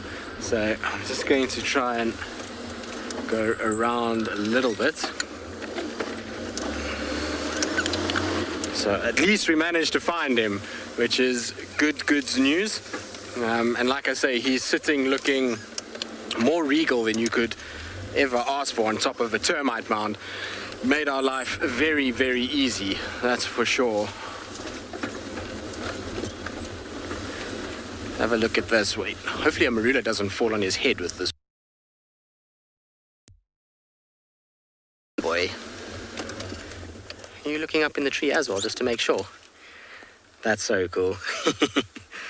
Exactly what we wanted. So even though we had a bit of a tough time with tracks, they were kind of moving in the right direction, and we managed eventually to find kind of where he goes and managed to pick him up. Like I say, sitting perfectly out in the open. Isn't that beautiful? It's kind of idyllic is what you want when you think of a leopard in summer. This is often what you think of, is a beautiful termite mound, green grass. Are you going to get going now? Did we find you at just the right time, or are you going to move? You decided that's better. Okay. So we're going to get your bottom. hold on, let's move forward a little bit. The nice thing is that we have a car that can move around. So even though he's showing us his bottom now, I wonder if he was watching me because I was off the vehicle a little bit walking around. Maybe that's why he had spun around, and now that he's figured out, well, it's just us, he's not too concerned. I'm going to actually go a little bit further around because otherwise we're going to have him heavily backlit, which is going to make life a little bit tricky. I think if we come from here, that's going to be a little bit better. Is that all right, Simple? I think that should be okay. Like I said, it is a little bit backlit, so you'll get a bit of a silhouette or a blown out sky, but it should be all right. I was talking about it this morning that you'll find that these cats are spending a lot more time sitting up on top of mounds and in trees now because the grass is so long, especially if they're looking for food or they hear an alarm call or they hear an animal close by. These kinds of mounds are going to help with being able to see what's coming their way. If they sit down in the grass, it's very difficult for them to see what's coming, and they don't want to be caught off guard either by a predator or a prey animal that gets too close and they don't respond in time. So we're going to see a lot more of this in this summer. While the grass is still so long and so green and so full of parasites, a lot of the cats are going to be sleeping elevated, or particularly, like I say, leopards, and you'll find lions are going to be a lot on roads and riverbeds and anywhere where they can kind of be out of the grass but in some sort of shade. It's a common thing to see when you get huge amounts of rain. That was cool. It's been a while since I've tracked a leopard. Always nice when you manage to actually track them down and find them. Penelope is posing perfectly. It was better the way he was before, but we'll take it now. It's certainly not the worst pose that I've seen. He's kind of got his head down. He's going to fall asleep now. I think he saw me walking. That's why he was kind of propped up and looking in the direction of where we came. And now that he's realized, there's no one walking around, he's going to start to flop down. The sun is not that hot at the moment, so he can afford to be on a mound like this. And on top of that, there's a nice cool breeze that is blowing. So he'll be nice and cool up there and be able to just take it easy and kind of rest and not have to worry too much about the heat this afternoon. Didn't make it easy though, did you, Tingana? Well, actually, he did make it easy. If it wasn't for all the vehicles that had driven around, it would have actually been a fairly simple tracking exercise. It's not like he walked that far.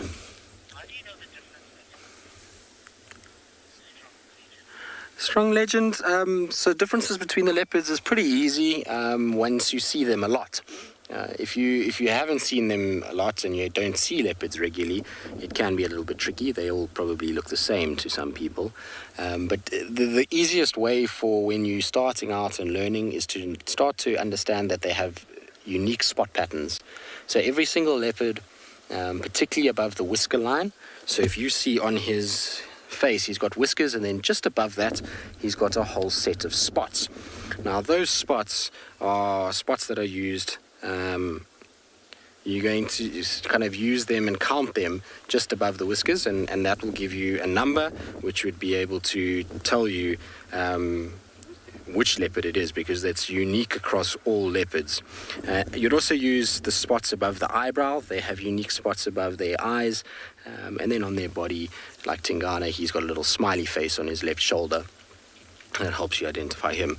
But for us, it gets to a point where we see them regularly enough that we recognize just ear structure, facial feature, size, eye color. All these things will help you from a distance. Remember that most of the time we're not seeing what you're seeing now, which is this very highly zoomed in image of his face.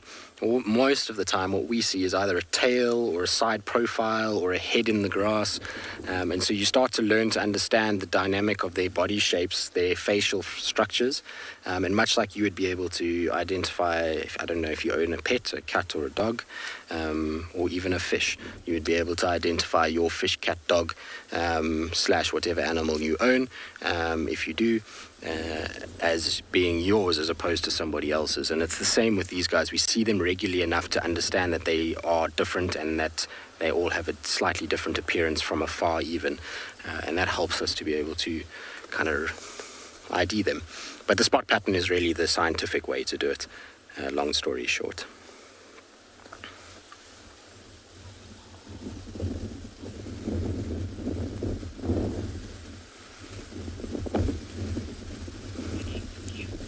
That is the most perfect summer leopard, bar the backlighting. The rest of it is pretty good. He's chosen quite a nice termite mound as well. It's not too grassy. Some of the termite mounds at the moment, I was actually looking at one yesterday where the mound itself looks beautiful in the winter. It's clear and it's in this nice spot, and I looked at it yesterday and you can't even tell there's a termite mound there anymore.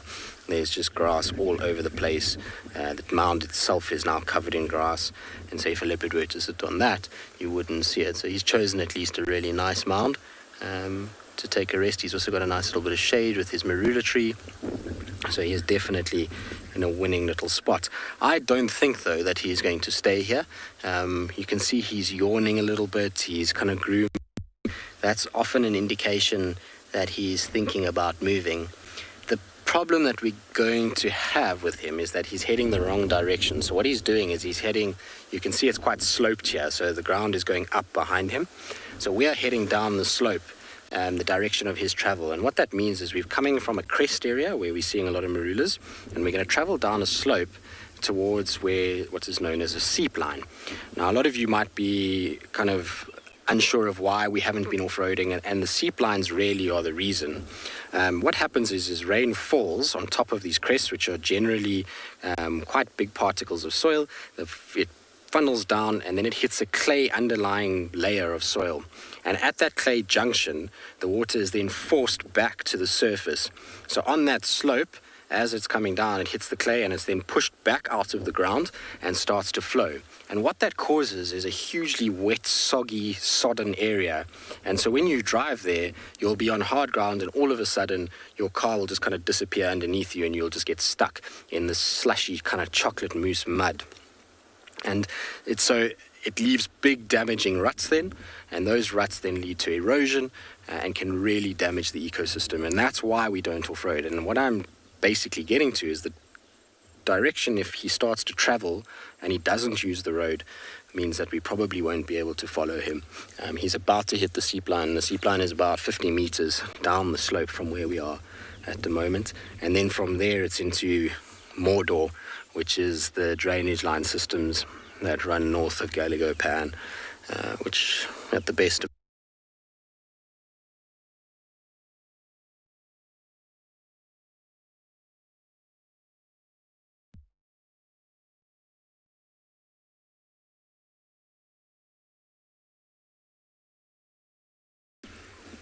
he looks so good as well. Look at the size of his chest. You can see his kind of head comes into it and actually almost makes his muzzle look tiny to the sort of width of the chest. And you notice also how he's sniffing the air. So because of how the wind is blowing, you'll find leopards and lions do this regularly, is that they just turn their nose up slightly to the air and they just smell, and that's telling them all the information that they need to know. It's telling them, all right, there's maybe impalas close by, maybe there's a smell of hyenas, maybe there's an elephant, or whatever it may be. They're able to detect these smells. And in Tingana's case, often what he's looking for is the smell of a carcass. And he's going to try and then, if he picks up the scent of maybe something that's dead or hears something on the wind, he'll then start to move in that direction to go and try and take it. Holistic, his ears are tatty for a number of reasons. Fighting might be one of them. You might find that a little claw has nicked him. It could also be from hunting when they're chasing animals through these bushes. In the adrenaline of the chase, they sometimes get dragged around, particularly when they're hunting big animals, and then thorns will kind of nick the ear and rip it a little bit. And also what you're finding is that during mating, a number of these little ear issues come during mating, because the mating process in leopards is quite volatile, and the female often turns and smacks him and kind of rips little holes into his ear. And then the sort of small little kind of cutouts, if you want to call it, a lot of that is caused by ticks. Over the years, as ticks slowly feed on the edges of his ears and he scratches them and he kind of tries to clean them, so he pulls sometimes little pieces of his ear off and you get this more tattered look to the animal. So it's a combination of multiple different things that leads to the tatty-eared look that older leopards take on.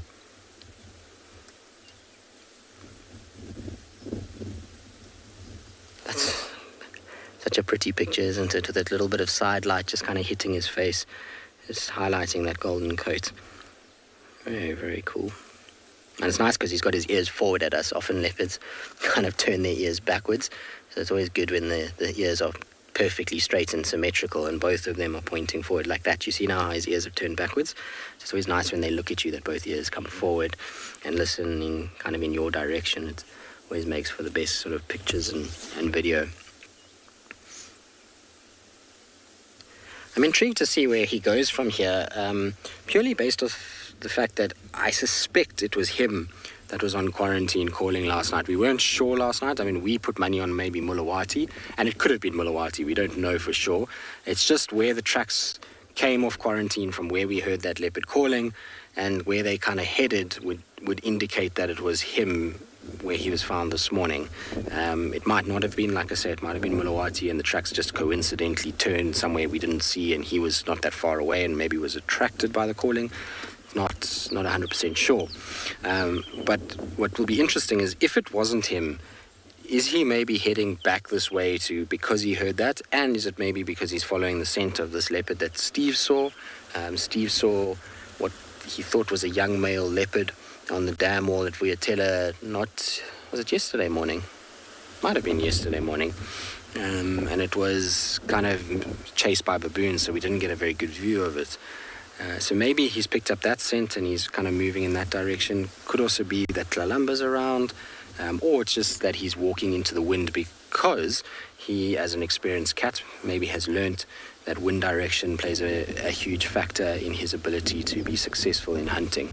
The wind is blowing straight into his face at the moment, which means it's carrying all the sound and scent from ahead of him rather than from him to whatever is ahead of him.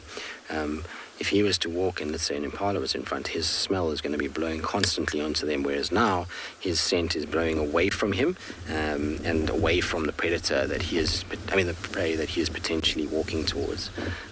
So it could be why he's heading in the direction he's heading. It's interesting because he normally takes Gallagher's shortcut. This time he's going directly in the wind. The wind is coming from the southeast, and he's walking at a perfect angle that the wind is coming from, which is quite intriguing. It's a debate we've had many, many times amongst a lot of us that it's just coincidence.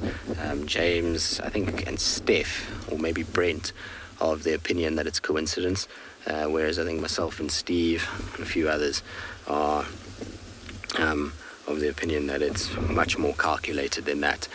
Animals are pretty smart, and if we as humans have learned that when we approach dangerous game that we use wind in order to not be detected, I'm pretty sure that predators that need to survive off being undetected have worked out that same theory and have used it to their advantage and don't just kind of sit in, a place where they're going to be detected a lot easier.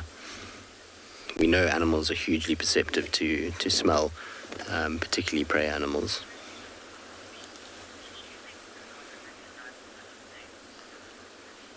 Olivia, I mean, these questions, we get them every now and then, and it's difficult to know. I don't think so. I mean, maybe he's associated the fact that with that tone and kind of sound pattern is always used around him, but there's no kind of positive reinforcement by using his name. It's not like I'm saying, Tingana, come, here's a sausage, or here's an impala, or here's a whatever, a steak, and him learning to associate the name with coming or name with us as rewarding him. So maybe he recognizes that there's a sound pattern and that he's comfortable with it, but I don't know if he understands that that's a name that he's been given. I'm pretty sure he doesn't. And of course we call him all kinds of different things too. I mean, he's known as Tingy, the Duke, Sausage. There's a few kind of nicknames that we throw around for him. And so I don't think so is probably my answer to that. I think he does recognize certain sound, and he understands that our vehicles and maybe certain people that spend a lot of time with him are not a threat. That I think is possible, but I don't think he understands what his name is.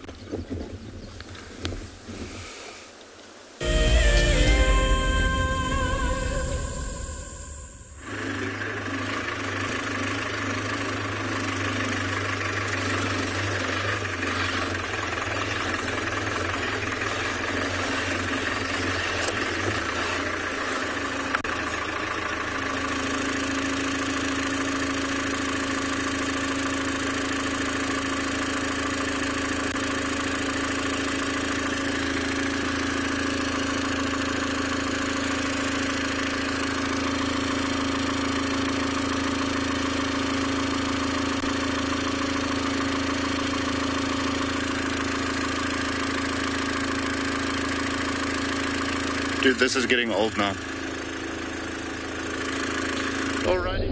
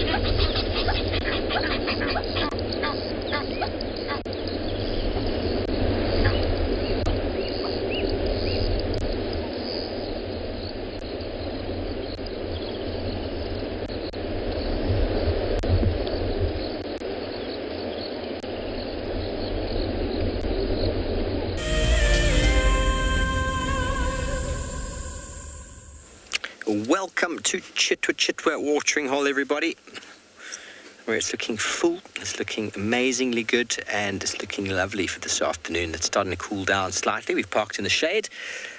We were tracking the lions, but unfortunately they've gotten into the dip between Tortured watering hole and where we were, and we weren't going to be able to get you any coverage, so rather than carrying on there, we thought we'd come and get some content and give Tristan a bit of a break. Wonderful to be out in these open areas. Cheetah is really looking good. The surrounding area is looking green and vegetated. The waterbuck looking happy. They like to feed on bulk vegetation, and the closer to water they can find it, the better. All the sedges and reeds are growing strong. The dwarf papyrus, all of these are favoured waterbuck foods.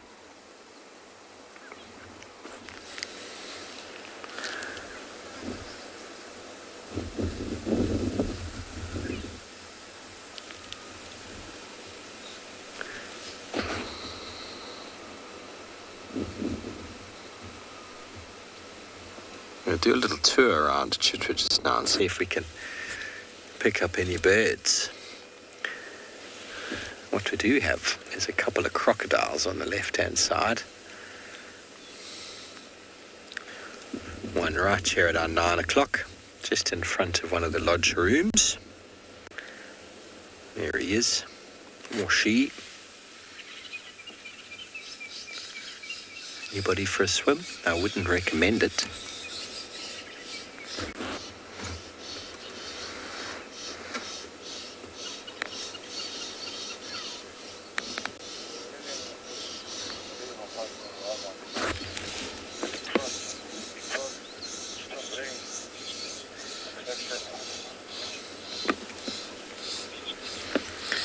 Beach bunny birds have definitely been proven to have some form of internal compass. They're able to navigate with the stars, navigate sort of with I don't know what the word is called. They're just able to sort of make their way from north to south. In animals in general, they tend to know where they're going. I think a lot of it might be learned, might be familiarity with the area. I personally believe predators move in relation to the wind, although quite a few people disagree with me. I've physically seen it. And many of the other animals you see around, they basically go to water and back again. So I don't think that requires too much navigation. For a waterbuck, that's kind of like to the water and away. So I don't think they need too much in the way of navigation. But animals that migrate definitely would need some form of navigation. And often what happens is it's the younger ones that learn from the adults. And the birds, that's often the case. You'll see year ones following the adults, or should I say fledglings that have just flown the coop, or follow the adults long distance. In the migration, the wildebeest and zebra, they follow the adults. And elephants, there's definitely learned behavior. The females remember direction. They remember favourite watering holes. They remember times of drought, times of plenty, favourite feeding grounds. So that's a memory thing.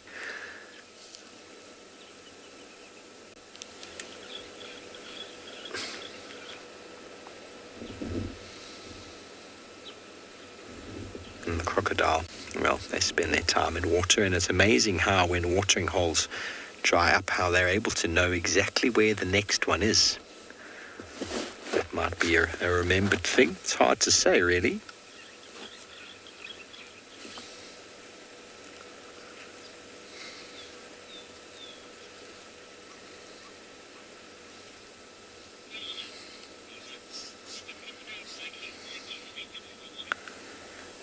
Lara has a very good potential to be attacked by crocodile if you go near the water. They are they're predators. You know, I don't think a crocodile of a medium size would look at me and think, too big. Instinctively, they are always looking for a meal. Whether it happens or not is debatable, but many, many people have lost their lives. Oh, we've got a bird just here on this branch at 1 o'clock. Sorry, Marcello. 1 o'clock over my shoulder. Looks like a dusky flycatcher or a spotted flycatcher. You see him just on that little branch.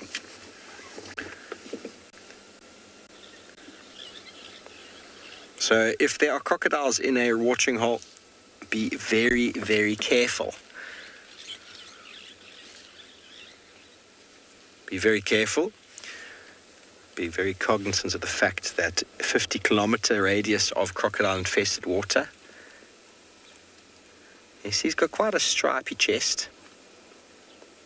Definitely flycatcher.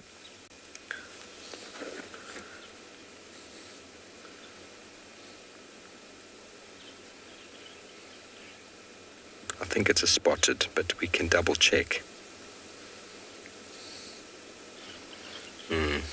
Almost certain it's a spotted. Let's play a little call, shall we? He's not a breeding migrant, the spotted flycatcher. He's a migrant, but he might respond.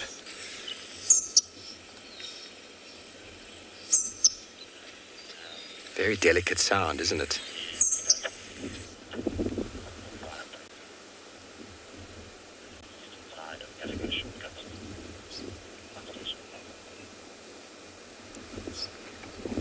Very common non-breeding Palearctic migrant, present from October until about April. And mainly insects, but apparently also feeds on a little bit of fruit. So I didn't know that. So, although... Did you hear the fish eagle calling there?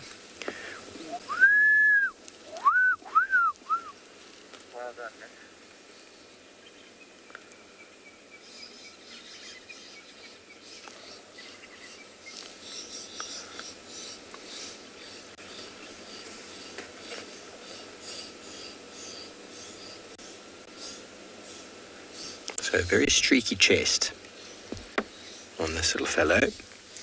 And as with most flycatchers, they do a lot of hawking, where they'll perch and catch insects that fly and then land back at the same spot, often beating it against a branch if it's got a need to be tenderized before swallowing whole.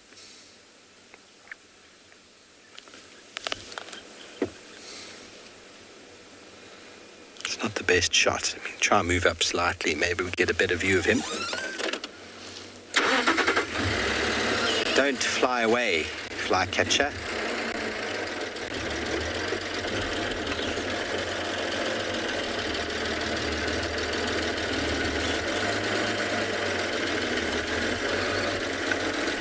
Oh, here we go. So little. You got him, Marcello? Don't fly. He went for the poo posture. Yeah, it looks like the dusky. He's also got the streaky, little bit of streaks on the head, on the forehead. There we go. That's a much better view. Streaky chest, streaky head. Very similar to the African dusky.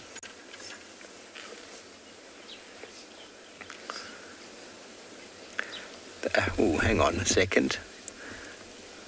African Dusky's got a short eyebrow, which this guy does not have. So Dusky's got a white. It's gone. White around the eye, and the African Duskies here throughout the year. So this time of year you have to pay attention because it could be either one of the two. But Tammy, do you like the sound of this bird? Very, very delicate sounds, aren't they? Sounds you almost wouldn't really notice when you're sitting in your garden. You just hear these little and you think to yourself, maybe it's an insect. But indeed it is a flycatcher. Some of the flycatchers are quite vocal.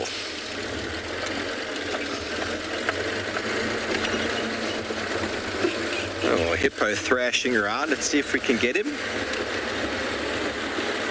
His mouth is open there, Marcello, at 11 o'clock, just before the rock. We first stopped because there was actually a hippo out the water doing some behavior for us, and we thought, well, that would be fantastic to see. That's one pod of hippos over there.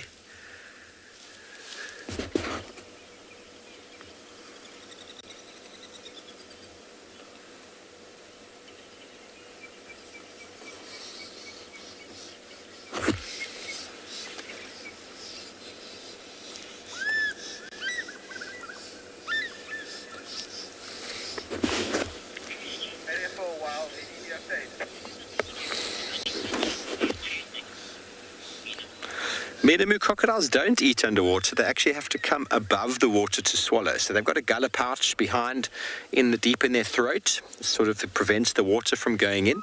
So they can grab and drown things underwater. They close that pouch. So when they want to feed and swallow, they rip animals apart and they have to stick their heads above water to properly get it in the mouth. And apparently, if you ever find yourself in the situation, everybody, where a crocodile has got you by the leg, you've got to shove your arm into the throat to push that gullet pouch open so that the crocodile starts to fill with water and will let you go. Remember that. You heard it here. I don't know if you'll remember that in the moment, but that is apparently what you have to do if you find yourself. I reckon it's better to just not swim in crocodile-infested water. That is probably the best bet, boys and girls back home. Don't swim in crocodile-infested water. My dad used to tell me stories of him growing up in northern Rhodesia, which is Zambia these days, and one of the boys would always be right up on the top of the tree, and everyone would be swimming in the river, and he would basically be just watching out for crocodiles. So we've coexisted with them for a long time.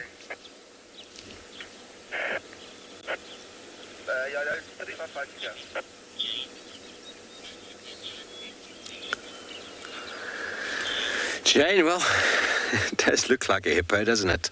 The giant rock definitely does look like a hippo.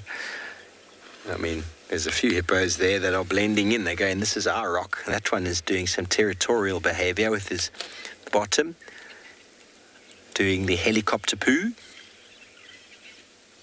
The territorial behavior. It's also a very important ecological function because that is organic material that is being deposited in the river or the dam, and it's providing wonderful food for fish and insects, which then provide food for a wonderful amount of other birds.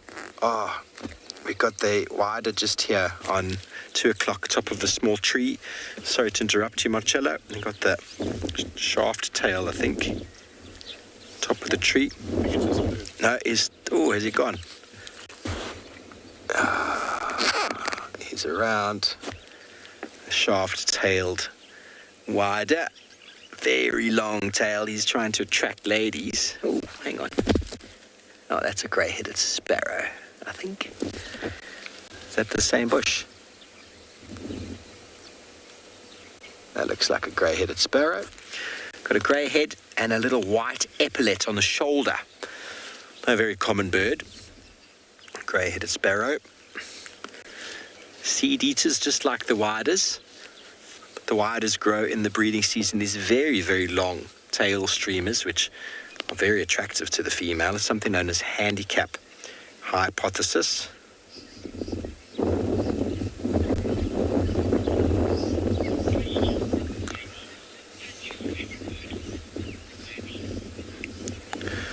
apologies. It wasn't the shaft-tailed, it was the pin-tailed wider. Mandy, you want to know my favourite bird? It is the, what's it called again? It used to be known as the Melba finch. It's called the green-winged pytilia. I'll try and find you one. Very, very colourful and pretty bird. We've gotten it on camera a few times. But they're very small, very finch-like bird.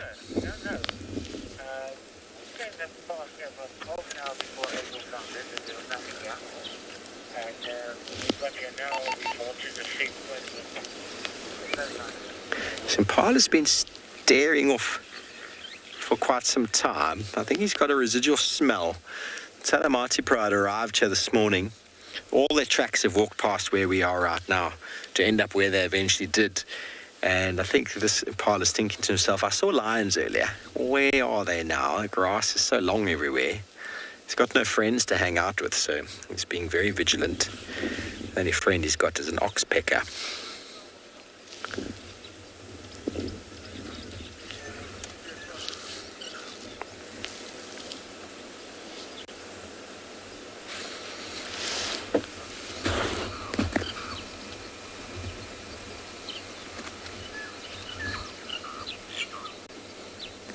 Yeah, some starlings off to the right.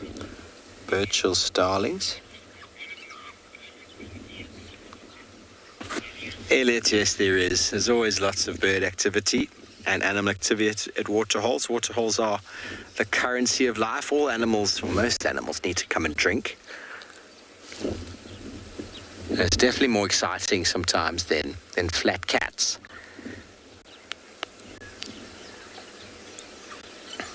Hippos can be quite fun when they're busy.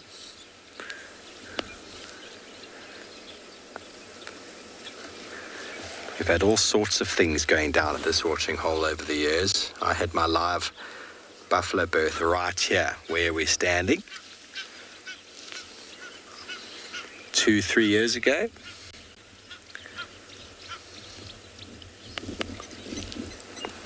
Now the reason Marcel's framing that hippo is because a moment ago he was being quite active. We've all been a little bit active today. The rains have filled the water, which means it's changed the territory size. So suddenly there's more room, suddenly there's more space. You might have other hippos moving in. The depths have changed, so hippos have to sort of reevaluate where they're hanging out and who's got the best spot. Obviously the best spot attracts more females, so it's quite highly contested. So these heavyweights will fight. Obviously this time of year the competition is less because there's more space, but as those prime real estate spots decrease in size and in location, the competition starts getting very fierce. The biggest males will occupy the best spots and eventually there'll be nowhere to go.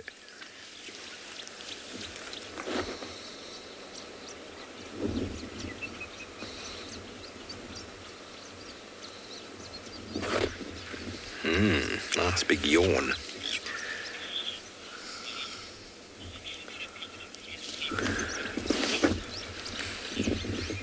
William, that's not the lower jaw, it's the upper jaw the crocodile moves. There you go. But it actually uses its strength to hold the jaw closed. It doesn't use much strength to open. It's a slamming shut of the jaw that requires strength. I do believe it's the top jaw that's not attached, and that is the movable, not the lower jaw. Marcel, am I making sense? I know with humans it's the lower jaw. With humans, definitely lower jaw. I do believe with crocodiles, it's the top jaw that moves, and you could hold the crocodile's mouth closed with just 2 fingers, because it requires, it sort of opens automatically on its own. It's quite easy. It's like spring-loaded. That's why when you see a crocodile resting, at complete rest, the mouth opens up to help them cool down.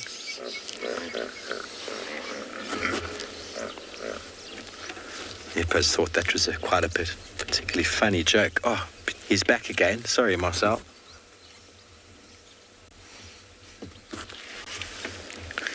He's back. We might get him pin-tailed wider. Before we go, let's get him here in frame. There he is. Oh, he just went away. Unfortunately, it's not to beat. He's coming back. Here he comes. Here he comes. And off he goes in the distance, attracting his female. So we're going to move on, try to find another spot on this watering hole to do a little bit more birding.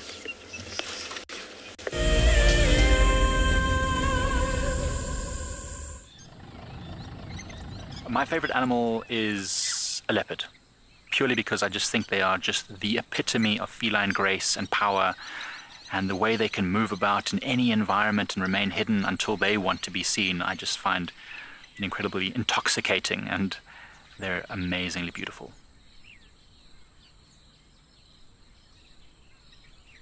Catch up with the guides daily here on WildEarth. For the month of January 2021, we are offering a chance to win a unique WildEarth expedition to the magnificent Tswalu Kalahari. From the ancient Kortai's Koranenberg Mountains to the southern Kalahari's red sand dunes, Tswalu offers what travelers crave most: space and time. The winner will explore this landscape in a vehicle, on foot, or on horseback, with a chance to go behind the scenes with WildEarth and of course meet the meerkats. The prize includes a 3-night stay for you and a friend at the luxury Motse Lodge, including flights from either Johannesburg or Cape Town. Open to all WildEarth explorers who have signed up before the end of January 2021. Terms and conditions apply. If you love to watch WildEarth, then we are inviting you to join our Explorers program. For a monthly subscription, you will have the opportunity to win fantastic WildEarth expeditions, join our guides for a chat around the fire, receive weekly highlights from our shows, and much more. All the money will go to keeping these live safaris on air, which in turn allows us to escape into nature every single day.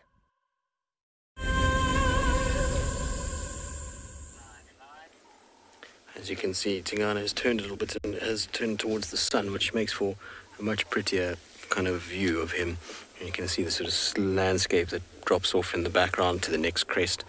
So it gives you a really nice representation of when we talk about katinas and we're talking about seep lines and all those kinds of things. This is what it basically is. It goes crest, seep, drainage line, seep, crest, and so it undulates like that across the landscape that is the Kruger National Park. You get it all the way through. It's quite a nice way to kind of see it from here, but you can see there's one marula just in front of him there.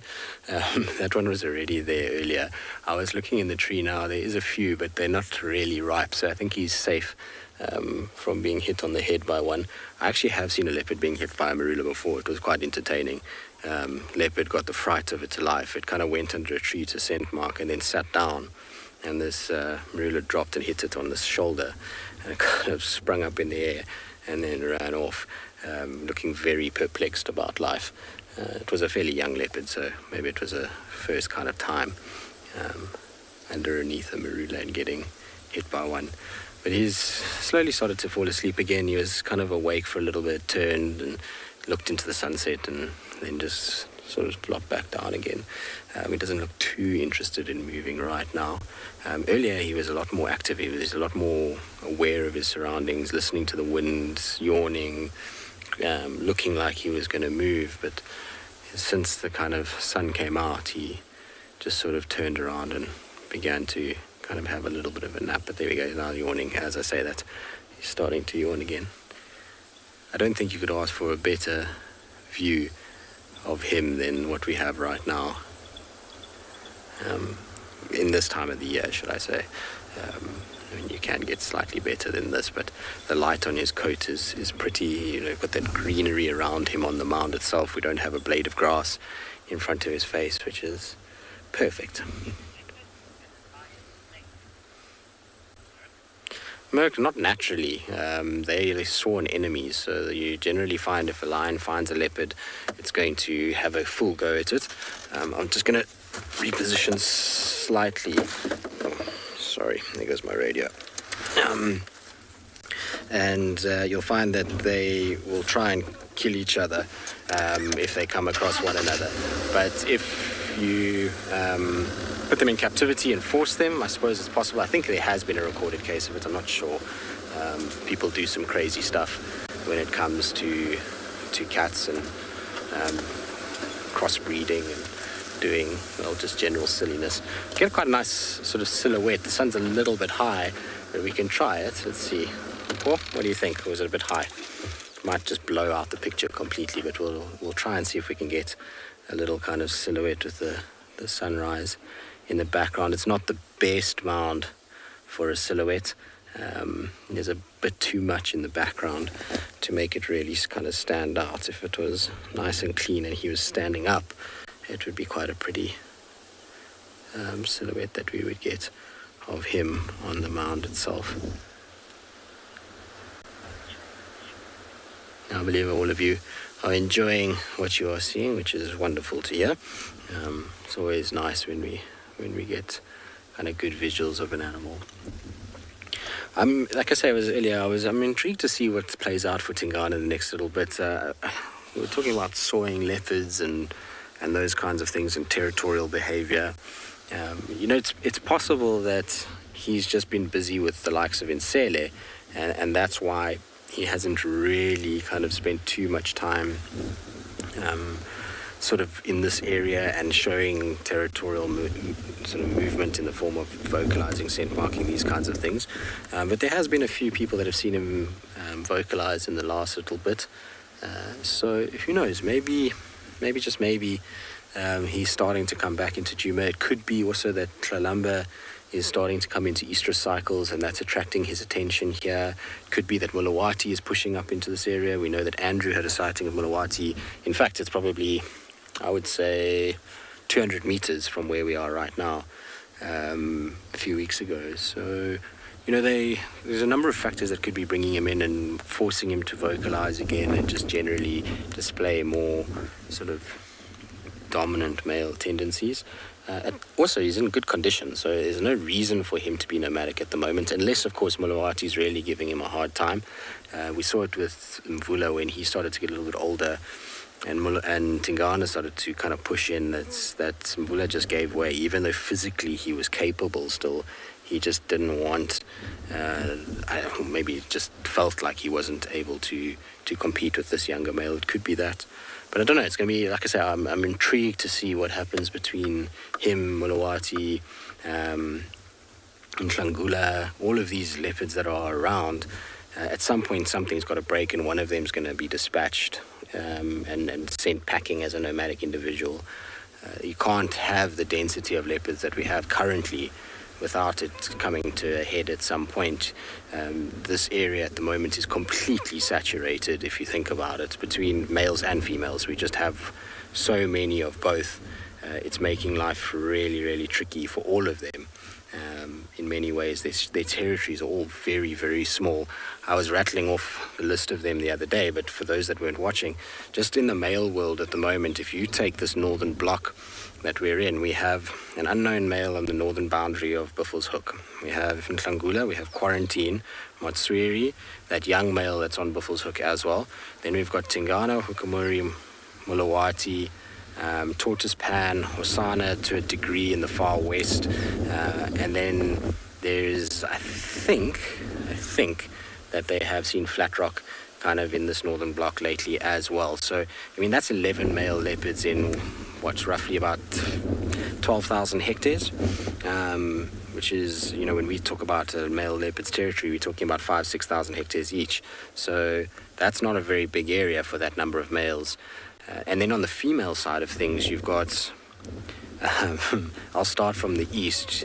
You've got Inkanyeni's current cub, Monzo, Nsele, Luna, Tlalamba, Tandi's cub, Kuchava's cub, Sibui and her two. Then you've got Shadulu, Kara, Inzutini, Tiani, Moya, Saseka. Who am I missing? There's another female as well that I'm missing, but I think you can tell that's already, we're getting into close to 30 leopards now, sandwiched in this section, and so something will have to give. The males are going to have to compete at some point, and females as well. We know that females do compete when they come across one another and will actually fight. So it's going to be super interesting this summer period to see how things go. With as much water and food availability as there is at the moment, you're not having to worry too much because they can all find something. But as the winter draws in, we're going to start seeing that water shrinking again, and then these animals are going to have to start kind of competing a lot more for the resources than what they had previously. So it's going to be interesting. I want to see the distribution of all these young males as well and where they end up going. All right, well, we'll stay with Tingana. We'll see what he gets up to. In the meantime, let's send you across to some happy underwater animals that I'm sure are jubilant at the fact that the sun is out.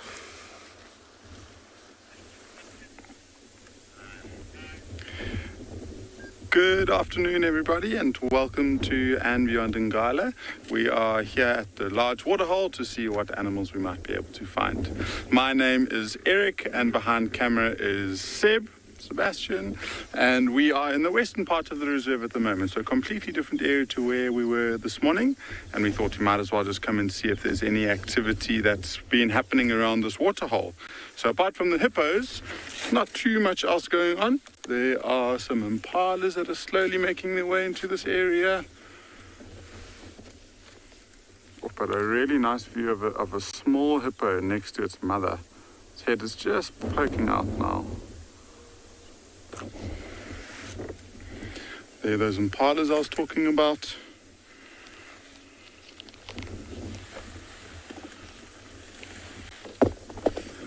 So we were actually thinking within this area, something that we haven't seen on Ngala for the last 2.5 weeks or so is a pack of wild dogs. And very often when they've left the property, this is one of the places that they return to. With all of this water around and all of those impalas that come into this area, it sometimes provide very, very good wild dog sightings. So that would just be a cherry on top of a beautiful afternoon. These hippos are, they've huddled in one big bunch, and it looks like they're almost starting to get ready to leave the water. It'll still be another few minutes. Tabo, you're asking the difference between a male and a female hippo, and I'm glad we've got a few different examples here so we can show you. Let's start off by looking at the one in the middle. And just look at the size of its head compared to the hippo on the right-hand side, the two hippos on the right-hand side. And that head looks way, way, way bigger. In fact, it looks like there's two males there. So the two on the left-hand side with those two big heads look like the big adult males. And then the ones on the right-hand side with the slightly smaller heads, it's a bit difficult to tell because there's youngsters, there's females, and there's males around this area. But the easiest way to tell is when they start yawning. And male hippos have got these incredibly large tusks in their jaws. And so when they are sizing each other up and wanting to show off their strength and how powerful they open up those jaws as wide as they can to display their big, long tusks. And they're quite formidable. They've got tusks that grow from the top jaw, tusks that grow from the bottom, and then tusks that stick straight out that they almost use as swords when they're fighting. And so when these males come up together, they'll literally open their mouths as wide as they can, and then they clash with each other and they knock each other with those jaws, trying to inflict as much damage as they can. And so this waterhole will be dominated by a big, dominant male, and his territory will essentially just be around this waterhole. And so if there are other males that he's worried about, and that's when he'll start challenging them and chasing them away. And he will tolerate younger males as long as they show then they're not looking to mate with the females and they're not trying to take over his territory. And so if they behave in a submissive way and don't try and challenge him, and then he may tolerate them within this waterhole. If not, he'll just basically beat them up until they leave this water. And luckily, in summertime, there's so many little pans around that there's lots of places for them to go. Travis, the lifespan of a hippo is very similar to a rhino. Their life cycle is actually very, very similar. And so a hippo can live until about 30 years or so, 30, 35 years, somewhere in that region. They don't have a very laborious life, and they've got nothing to worry about too much. I think the biggest thing that they will need to worry about, I mean, if I mentioned if it is a male, they need to worry about other males, but females will get tolerated in a waterhole. But I think one of the biggest threats to hippos is droughts. And we experienced that in 2016, 2015, where the whole of the Kruger National Park went into a very horrific drought for a couple of years. Just look at the size of that male in the middle there.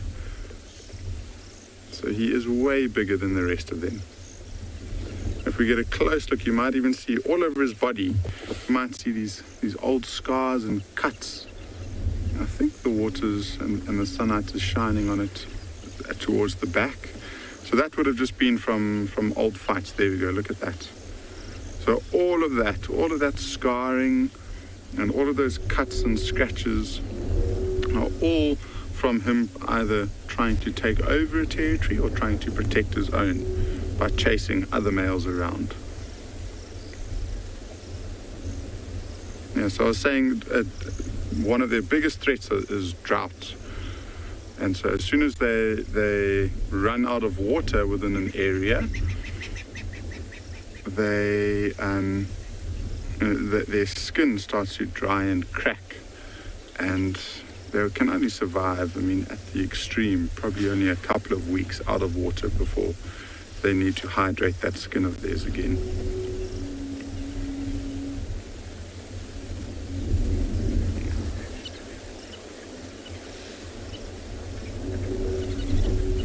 And now that we've got a nice zoomed in shot, look at the nostrils of that one resting its head up on the head. You can just see its nostril hair poking up.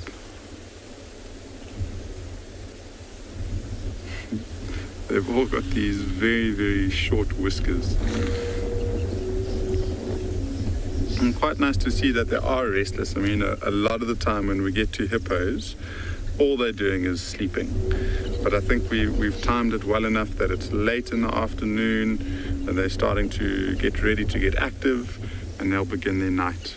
And so they'll leave the waterhole pretty much at the undercover of darkness. So we've got about an hour left before they consider coming out, and then they'll start grazing around this area. And because we've got so much rain and the grass is nice and lush, they don't have to go too far. And so they'll basically just graze around this area, and then before sunrise, come back into the same waterhole.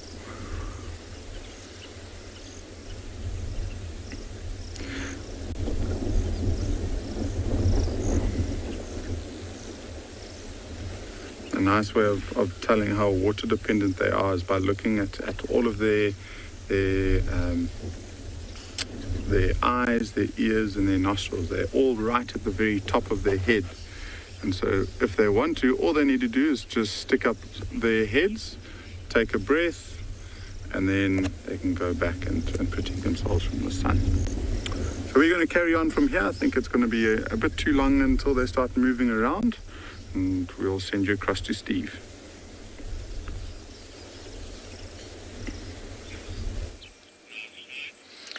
Thank you, Eric.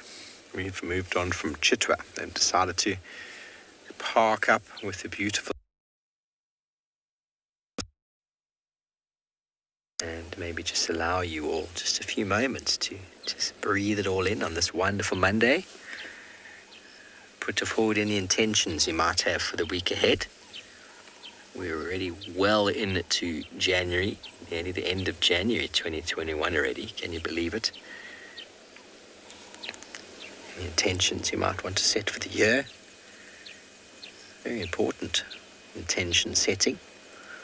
not just in your mind, but writing things down, things you'd like to achieve, people you'd like to talk to, things you'd like to get off your chest, very important.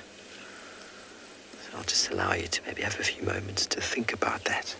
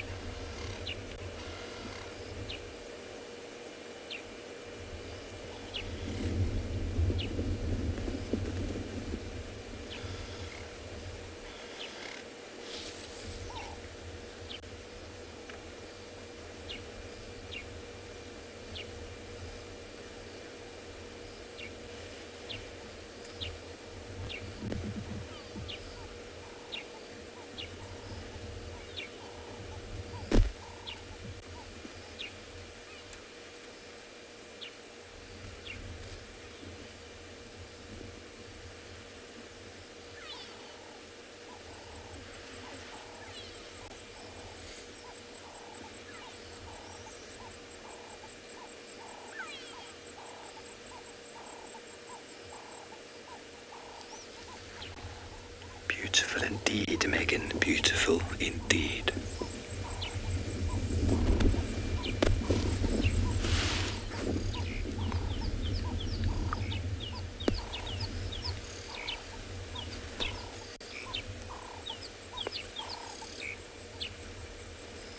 The full power of the sun has now emerged from behind the clouds.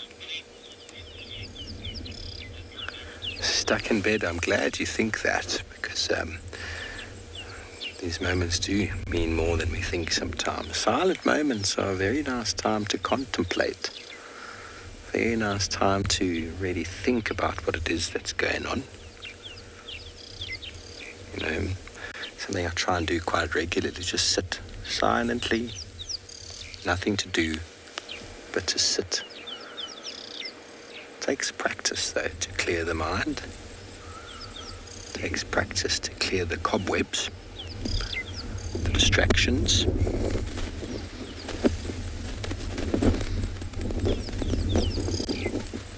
Life is full of distractions that are designed to take us away from the present moment. I found it very powerful in my guiding career, having forced people to sit down and contemplate moments. Many people do struggle. I've done a number of silent meditation retreats that span for 10 days. It's not easy sitting still in silence. Your mind is full of activity. Everything pushing you towards doing something or going somewhere or reliving a past moment or wanting to be somewhere else. Anywhere but here. There's a lot of power in the present moment. That's why they call it the present, everybody, because it is a gift. Never to be relived again.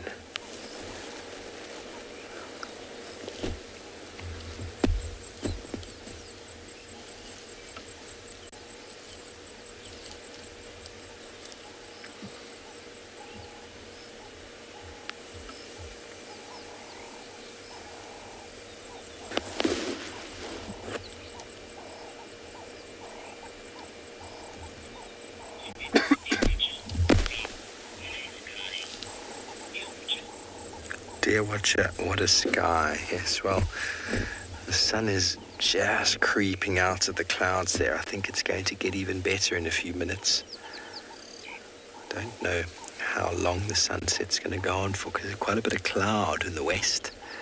Once it gets past this bank, it's going to get obscured quite a bit. So I think for the next few minutes, it's going to be quite beautiful.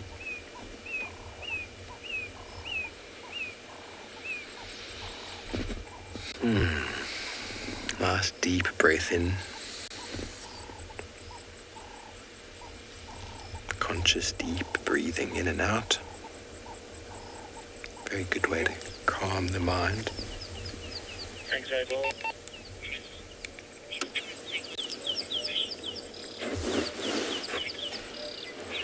Chris, I'm glad you enjoy these quiet moments. I do them for myself as well as for all of you out there.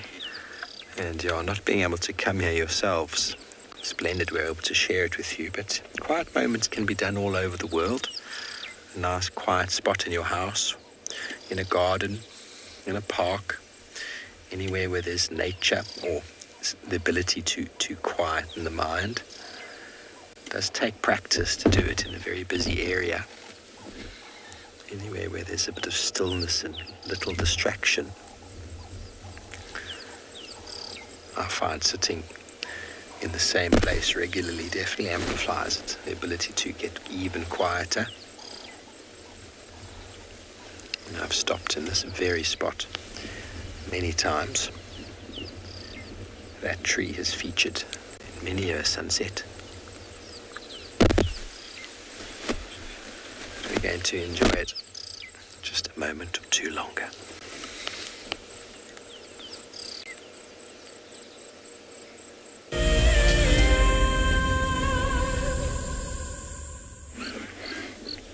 We are still at this waterhole. We were just about to drive away actually, and we saw that there were some waterbuck that came to join this impala. And we're thinking that it's starting to get quite dark, and this is the time when predators are starting to get active. So I think these animals are making their way out into these open areas to try and find a place to rest for today. So that group of waterbuck are kind of mingling in and out of those thick bushes at the edge of the clearing, and then they keep walking out and then back in. And I'm sure between them and the impala, they'll settle down in one big group. And we've got a really nice dead tree that's around them, and on that dead tree is a beautiful bird. You can just see on the left-hand side there, that white speck. And I'm sure it's a bird that doesn't really need any introduction. It's an African fish eagle. It's really nice to see around this area. So there is a nesting pair that we see pretty much permanently around this waterhole, and I would imagine that this is one of the pair. This morning, Seb and I actually saw a juvenile fish eagle flying up and down the Timbavati River, so I wonder if it's not the same juvenile that comes from this breeding pair. Their nest is behind us, somewhere behind the dam wall.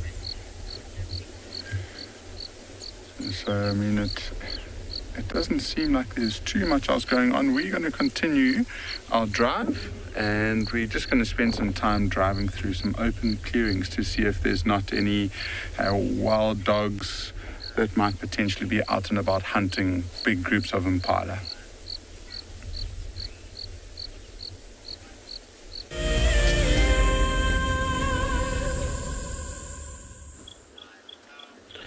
As you can see, we are still sitting with Tingana, who's now gone to sleep.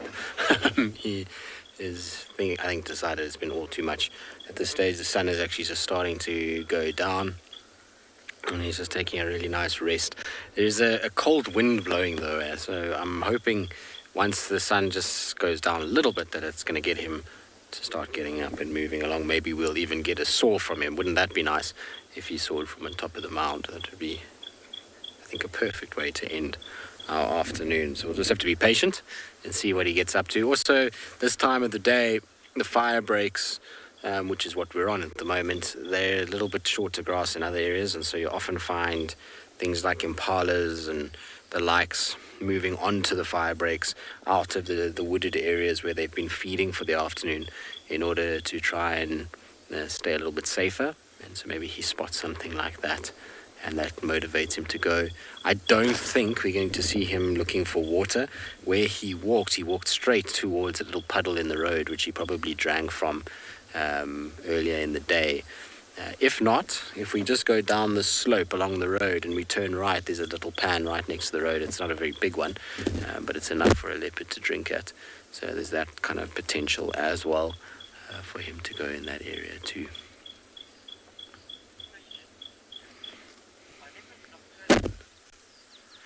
So Justine, many books will tell you that leopards are nocturnal. The better term for them is crepuscular.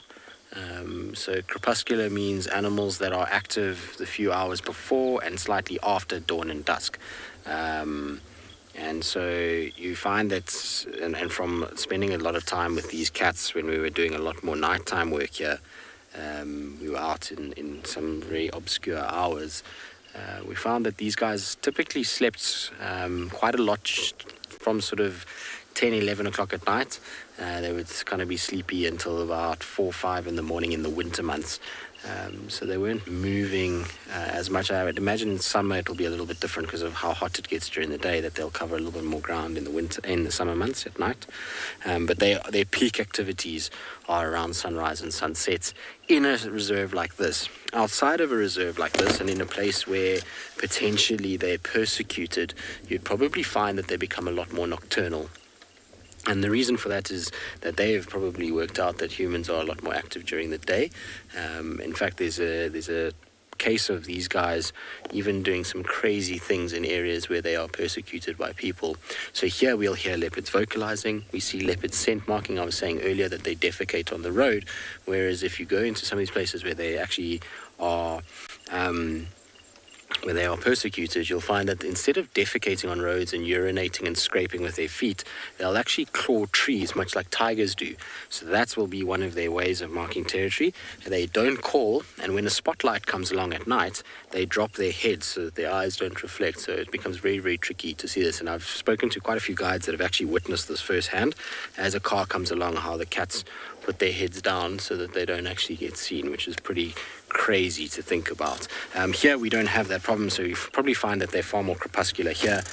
In other areas, they'd probably be a lot more nocturnal if they are persecuted. All right, I'm going to just go around so we can get a slightly better view of him again, because he's turned. He's decided he wants to face the other way once more.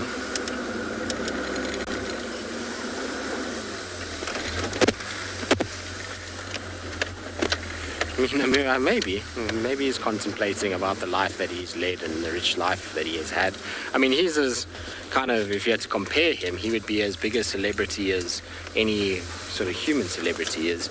And the amount of people that have not only photographed and seen him in real life, but that have watched him via WildEarth and its ability to, get people to connect with nature is pretty crazy. Like I say, I mean, he's probably been viewed by more people in the world than 99.9% of leopards that are out there, which is a crazy, crazy thought when you think about it.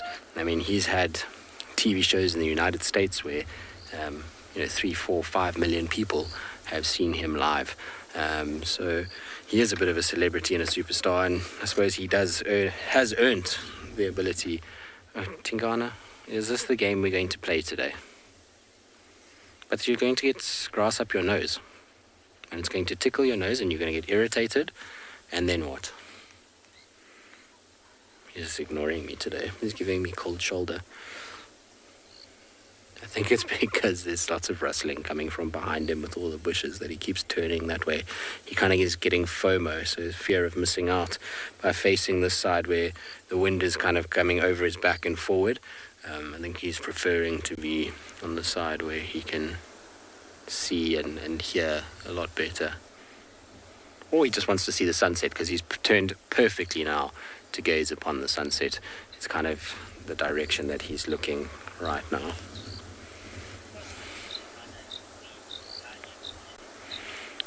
James, 100%. I mean, this morning was tricky. He was not obliging at all. It was in long grass. It was difficult to see.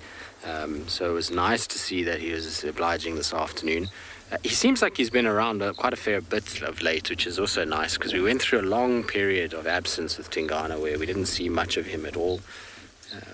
So, any time that we do get to spend with him, and I've said this before, is do you ever know when the last time is going to be?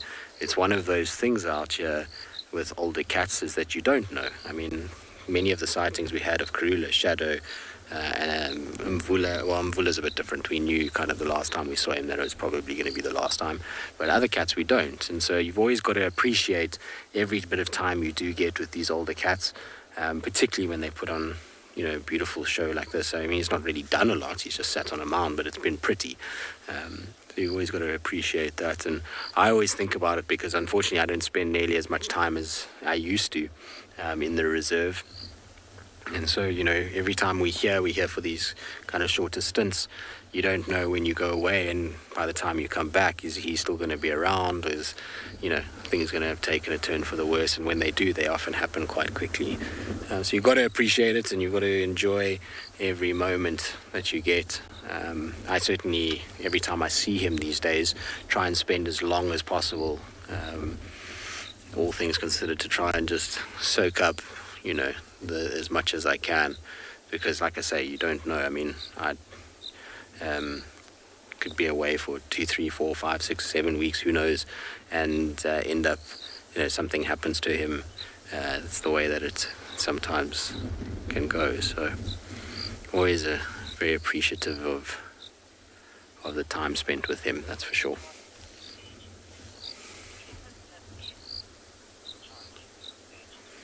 No, sorry, Charlie. I was 6 years old. I didn't get the question properly. I just heard, do leopards have? And then, unfortunately, with the wind, I missed the last part about it. So I'll just wait quickly. Dens. Charlie, so yes, leopards do have dens, but not male leopards. So a male leopard won't have a place where he goes every night to go and sleep, or, he'll have certain trees that he likes to use, or certain termite mounds that he likes to sit on, but he doesn't have a den. Females have dens, and the dens are primarily used for their cubs. So what they do is they have their little babies, and they put them in there for safety. A den for a leopard is a place where the cub can grow up, because remember, when they're born, the cubs are very, very, very, very small. They can't see nicely, they can't do anything, they can't defend themselves. And so mom needs to find a very secretive place to put them so that they are hidden from dangerous animals like hyenas, other leopards, and lions. And so they will then get maybe a hole in a tree, a riverbank where there's some roots, a rocky outcrop, even sometimes termite mounds, and they will then put their little babies inside there, and that will be their den site. And the den site moves a lot, because as the babies grow, they make a wee, they go to the toilet, they get fleas in there, and so it starts to smell, and that attracts other predators to it. So after 2-3 weeks, they'll then pick the cubs up, move them to a new den, and so they'll keep using dens until the cubs are big enough that they can stay on their own anywhere, really. And that's normally at about start to see less denning at about 7 to 8 months.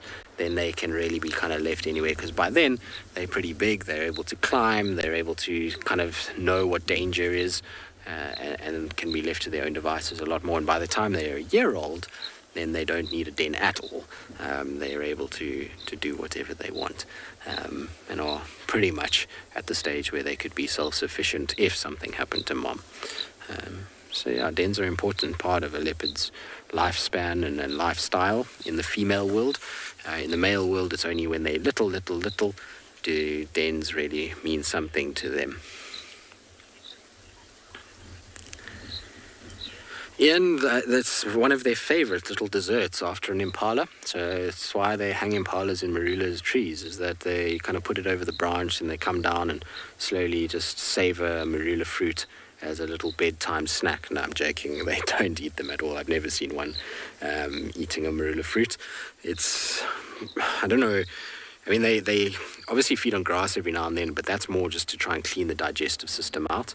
It's not designed to really be a food or a nutrition point of view, and the way that their stomachs are designed and the way that everything is put together, meat is what keeps them going. And so yeah, I've never seen one eating a marula fruit before. I've seen jackals eat one before, and kind of put it in their mouths and then actually feed off them, which is where the name jackalberry comes from, is because jackals do actually eat fruit every now and then. But never seen a lion, leopard, cheetah, hyena eat a marula fruit before. They know that it's not really food for them. They sniff around and then they just carry on. Must be quite traumatic at this time of year to be a leopard, because the marula trees generally are their favorite. You can actually see that this particular marula tree has been used by a leopard before. If you look up the kind of length of the bark, you'll see places where bits of bark have actually been pulled off of the tree, and that's often a case when a leopard climbs. There's looser pieces, and as the claws hit it, they pull these little chunks off as the leopard goes up. But at this time of the year, with all these marula fruits that drop and elephants that disturb the marula trees, I'd imagine that they are preferring to try and find other trees rather than marulas, although marulas are the best and most comfortable in this particular area. They have the nicest branches and nice shady crowns in the summer months. Ooh, we almost just got hit by a marula. Did you see that, Paul? It was a marula that was falling, and I've been hit by one on the head. It's not very pleasant being under a marula tree and being peppered by them.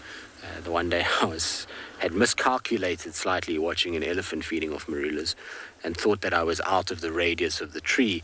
It just so happened that I wasn't.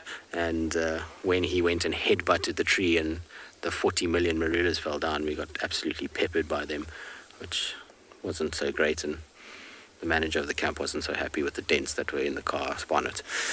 All right, well, we're going to stay with Ngala. In the meantime, though, we're going to send you to another part of the African wilderness.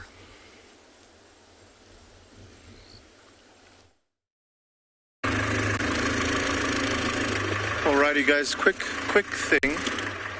Quite amazing.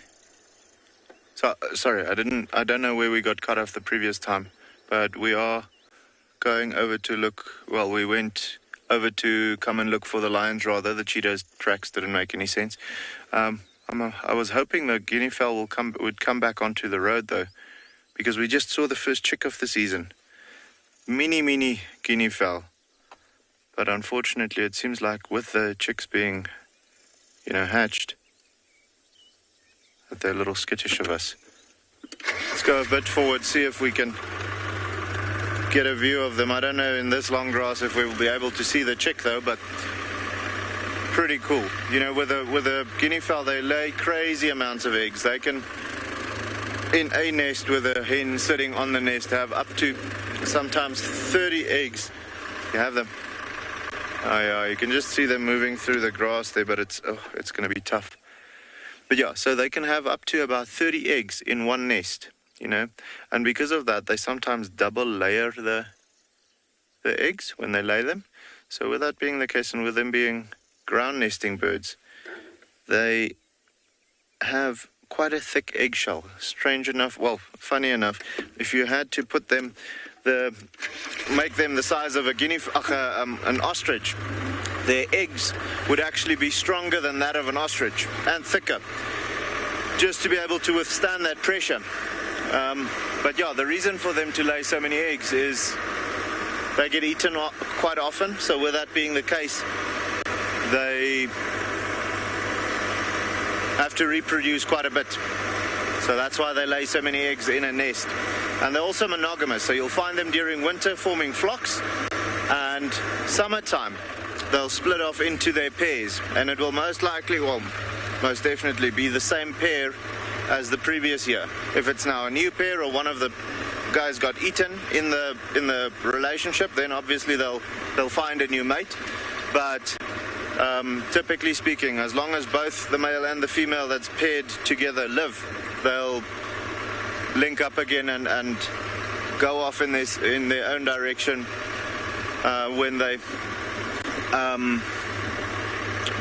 when summertime comes and it's time to nest. But yeah, guys, we're going to go check another waterhole quickly. For the meantime, we're going to send you over to Steve, okay?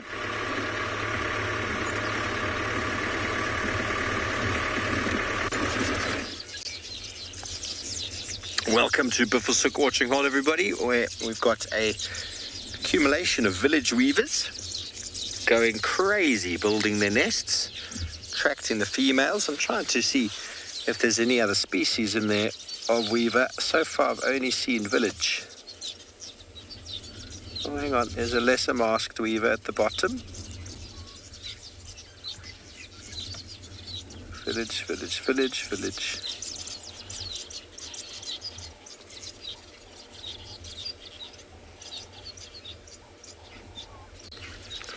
Right at the bottom there's, just move to the right, bottom right of the screen is a lesser masked weaver.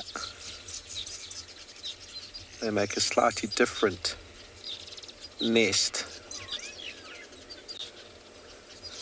but the rest seem to all be village weavers. If you see any different birds in amongst there, it's females.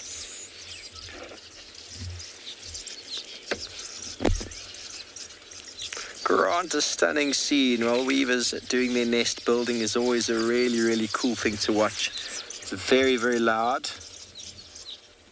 Lots of activity. And I mean, if you're a lady, how would you choose amongst all these boys? And yet they do. There we go, there's all boys on the top. They've just gone for a feed. And now they've come back to display and maybe look as pretty as they can. Hello, are you watching us? Look at me, look at me. Now, how do I know it's a village weaver, everybody? There on the left is a southern masked. You see he's got, oh, hang on, that's a lesser masked on the far left. The village weaver has got the black mask that just touches the top of the beak. And they've got a very dirty back, streaky back. The southern masked has got a less streaky back. And they got a black onto the forehead, both of them with a red eye. The lesser masked weaver's got quite a full mask on the face, quite round up onto the forehead, and they got a yellow eye. So those are the three masked weavers that you commonly find. And you do find them in mixed groups. Although last year there were lots more of the lesser masked and the southern masked weavers around. Now it seems as if the village weavers are really dominating.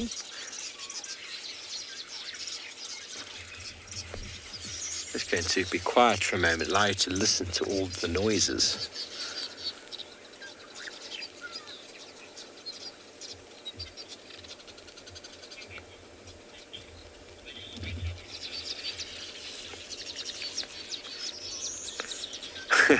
Lindo. They're whistling while they work, you see. Lindo likes how they make all the sounds and work at the same time. Well, Lindo, the sounds that they're making is when they've finished a nest. They finish it, and then they're happy with their construction, and then they attract the female. There we go. You see the one on the left there? He's dancing. The two of them are dancing because there's a female right next to them watching. All three of them now going, come on. See, we go. She's gone in the left nest there. He's gone to say, come, look at mine. Look at mine. You don't want to look at this one. That's not the best real estate. So the female goes inside. She moves around. She ascertains whether it's a good fit, whether she's quite happy, whether she's comfortable.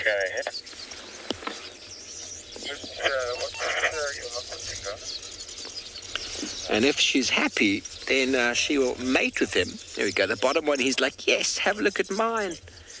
He'll mate.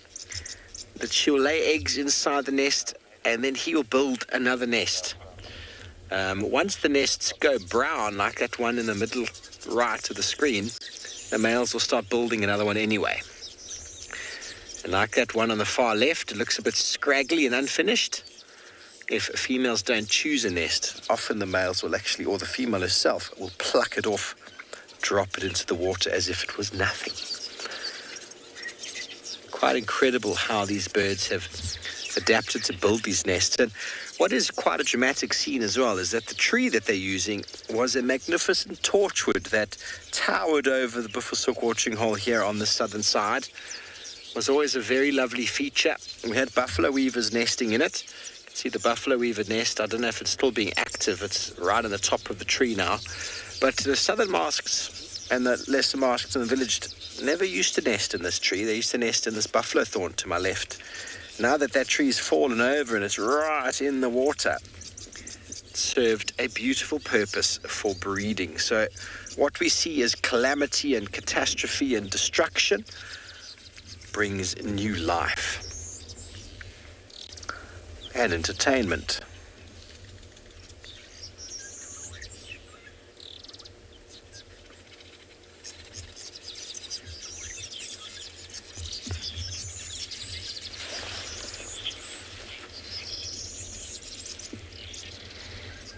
Holistic, the birds nest over the water because it's the most inaccessible place to get for predators.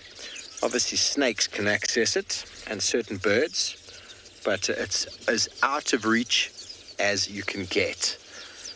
And obviously, the one that's in the best spot is more likely to be chosen, but the community nesting as well is important because they can, as a group, fend off predators.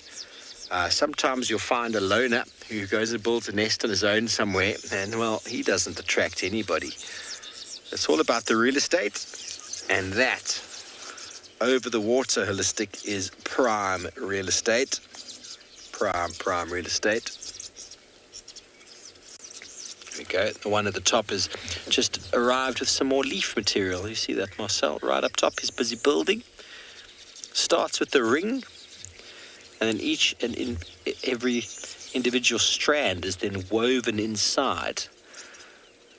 Many trips are taken to bring grass, and obviously it has to be timed with the season when the grass is green and long and growing. And they can breed later into the season if there is indeed more grass to build the nests.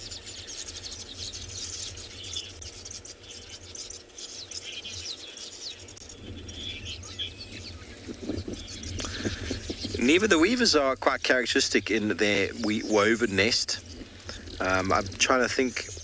So the red-headed weaver builds a very similar one. All the weavers we have in South Africa build very similar ones, apart from the buffalo weaver, which builds that big cacophony of a nest just to the right. If we go a little bit, you'll see it. A little bit right, there it is.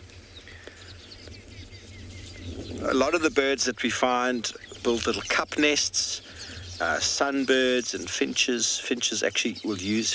Many finches will use old weaver nests. So they'll breed later in the season, actually use the nest that someone else has built. But many of our forest birds, many birds will actually nest in cavities in trees or banks. So the most characteristic are indeed the weavers that are able to weave beautiful little balls on the end. All of the large birds don't have the potential to build a woven nest, so they do platforms. Sometimes they'll nest on top of other birds' nests. So there's cavities, there's cup nests, there's ball nests like waxbills will do, ball nests as well, that you'll get with many of the sunbirds. And then, like I said, finches will actually use these nests. And all the breeding parasites or brood parasites, well, they don't build nests at all. They are very cheeky. A Deirdre's cuckoo, for example, will be looking to capitalize on these fellows and lay eggs in the nests of the weavers to rear for themselves.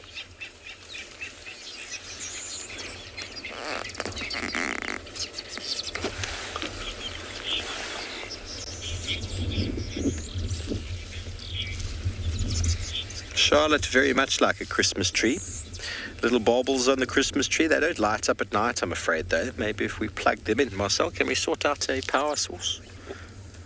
It's a bit late. Most people say, I think, by bad luck, if you have your Christmas tree after the 16th of January. Am I mistaken? I don't know. I haven't had a Christmas tree in a very long time.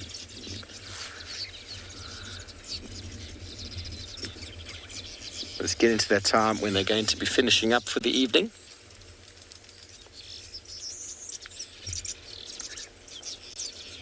Very industrious. Takes them on average 9 to 15 hours to build a nest, which I think is incredible. Many trips to collect the perfect grass material, which is then lined with specific types of of downy feather-like material, soft licheny material, which will make it nice and soft. And a lot of that is done by the female once she's satisfied with the construction. It must be durable, must be hardy, mustn't have any holes or leaks.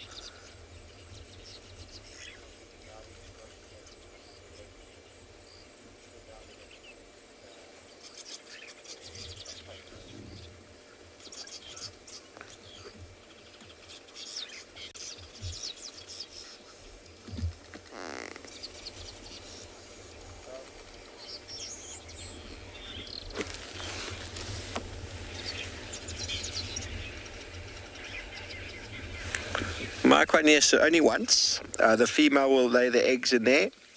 Once they fledge, she might breed again if the season's long enough, but as far as I'm aware, the male will have to build a new nest for her.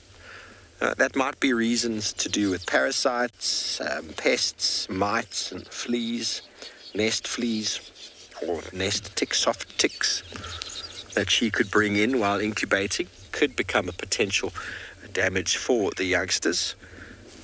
But one male will build numerous nests in a season once he's acquired a mate. Once he's mated, he's got no parental care. And as soon as he's mated with a female, he starts building another nest and will stay around to defend the area of any predators. But that's as much parental care as he provides. He doesn't go and help feed. So these nest sites are always in areas of high nutrient or in high resource abundance, so that the female is able to sustain her nestlings on her own. It wouldn't work if there wasn't enough resources around. They'll feed on fruits, mainly seeds, grass seeds, even some nectar. Small insects provide nourishment in the form of moisture for the chicks when they are in the early stages.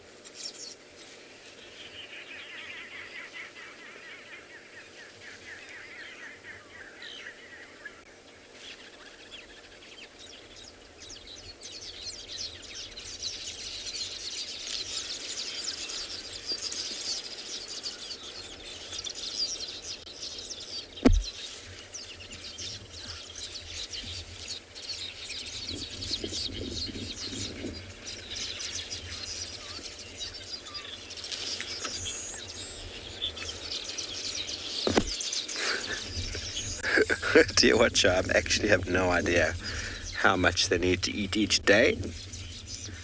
They're not very big birds or very heavy birds, but all due to their size, their requirement.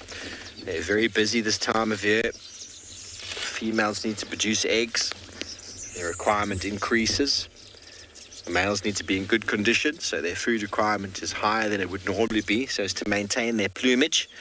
If they're in poor condition, they won't reach that breeding plumage. So those males that you see, they won't get that very golden color with the dark head, contrasting dark head. That won't happen if they're in weak condition by any means, which means that he's advertising himself as a strong, fit provider. Although he doesn't provide, he just builds a nest. But he's got to look the part. Like a good real estate agent is always dressed immaculately. You'll never go and buy real estate from someone who's looking shoddy and unkempt. Would you, Marcel? Maybe not. Maybe you would. Maybe some of you would prefer that. I don't know. But it's definitely not the way things work these days. A nice suit and tie or a beautiful skirt or dress. Manicured. Lisa, yes, I do find them fascinating too. You can spend lots of time with them.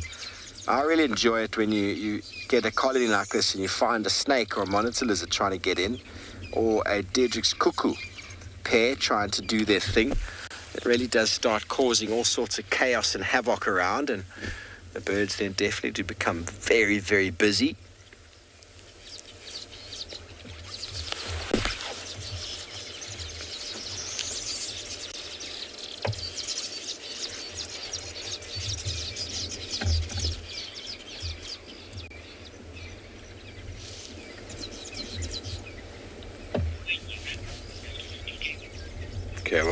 slowly move on, head away from the dam. Maybe we'll be lucky, pick up someone on their way here to drink.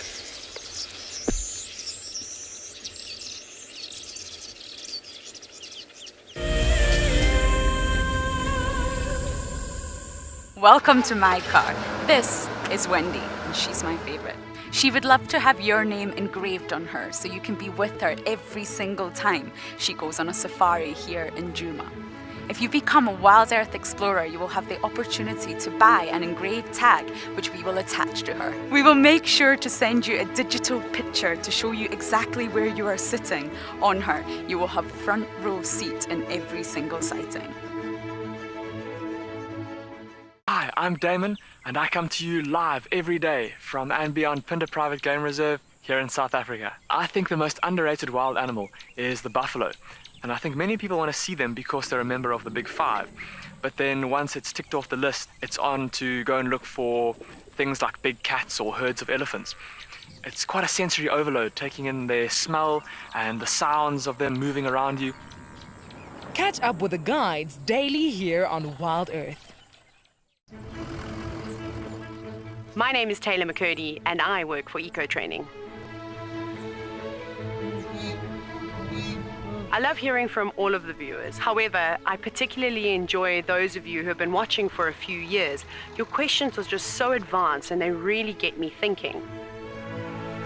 If you'd like to ask a question on WildEarth, you need to register on our website. Once you've done that, head to the live safari page and submit your questions below the live feed. Have you been watching WildEarth and dreamt of being right there on safari with one of the guides? Well, now you can. WildEarth is offering you a chance to buy a ticket to dream. You or a friend can hop on board a live WildEarth show and join our guide on safari. The ticket is redeemable at any of our locations, anytime in the future. Only a limited number of tickets are available, so don't wait. Get your ticket now and start dreaming. Terms and conditions apply. As you can see, we're still with Tingana. He's awake now because a hyena came past briefly. He snarled at the hyena, and then the hyena left very quickly. And now he's just sitting regally. But there's this most beautiful kind of pinkish light that's coming through, particularly behind him. Some of the clouds have taken on quite a pinky kind of hue as the sun is setting down. It's such a pretty kind of view. It's of pastel colors in the background of this kind of sky. Just see those kind of pinks coming through a little bit on the sky itself. Like I said, nice. I'm sure he's got to be about ready to start moving now. It's that time of the day. It's gotten kind of very cool. It's quite dingy now, as well as a bit of cloud cover where the sun would have set. So it's not exactly bright in terms of a sunset, and I would expect him to start actually moving around. In fact, I would have expected him to move long ago. It's not a hot day at all. I actually was scanning this marula just in case I missed a carcass, because sometimes you're so focused on leopards you don't actually realize that they're sitting under a tree with a carcass in it, especially a small one. And he kept looking up in the tree, and then when the hyena arrived, I thought, let me just double check, but there definitely isn't a carcass. Otherwise, I think he would have been up there long ago feeding on it. He's not as full as I first thought this morning, or he's digested quite a lot during the course of today.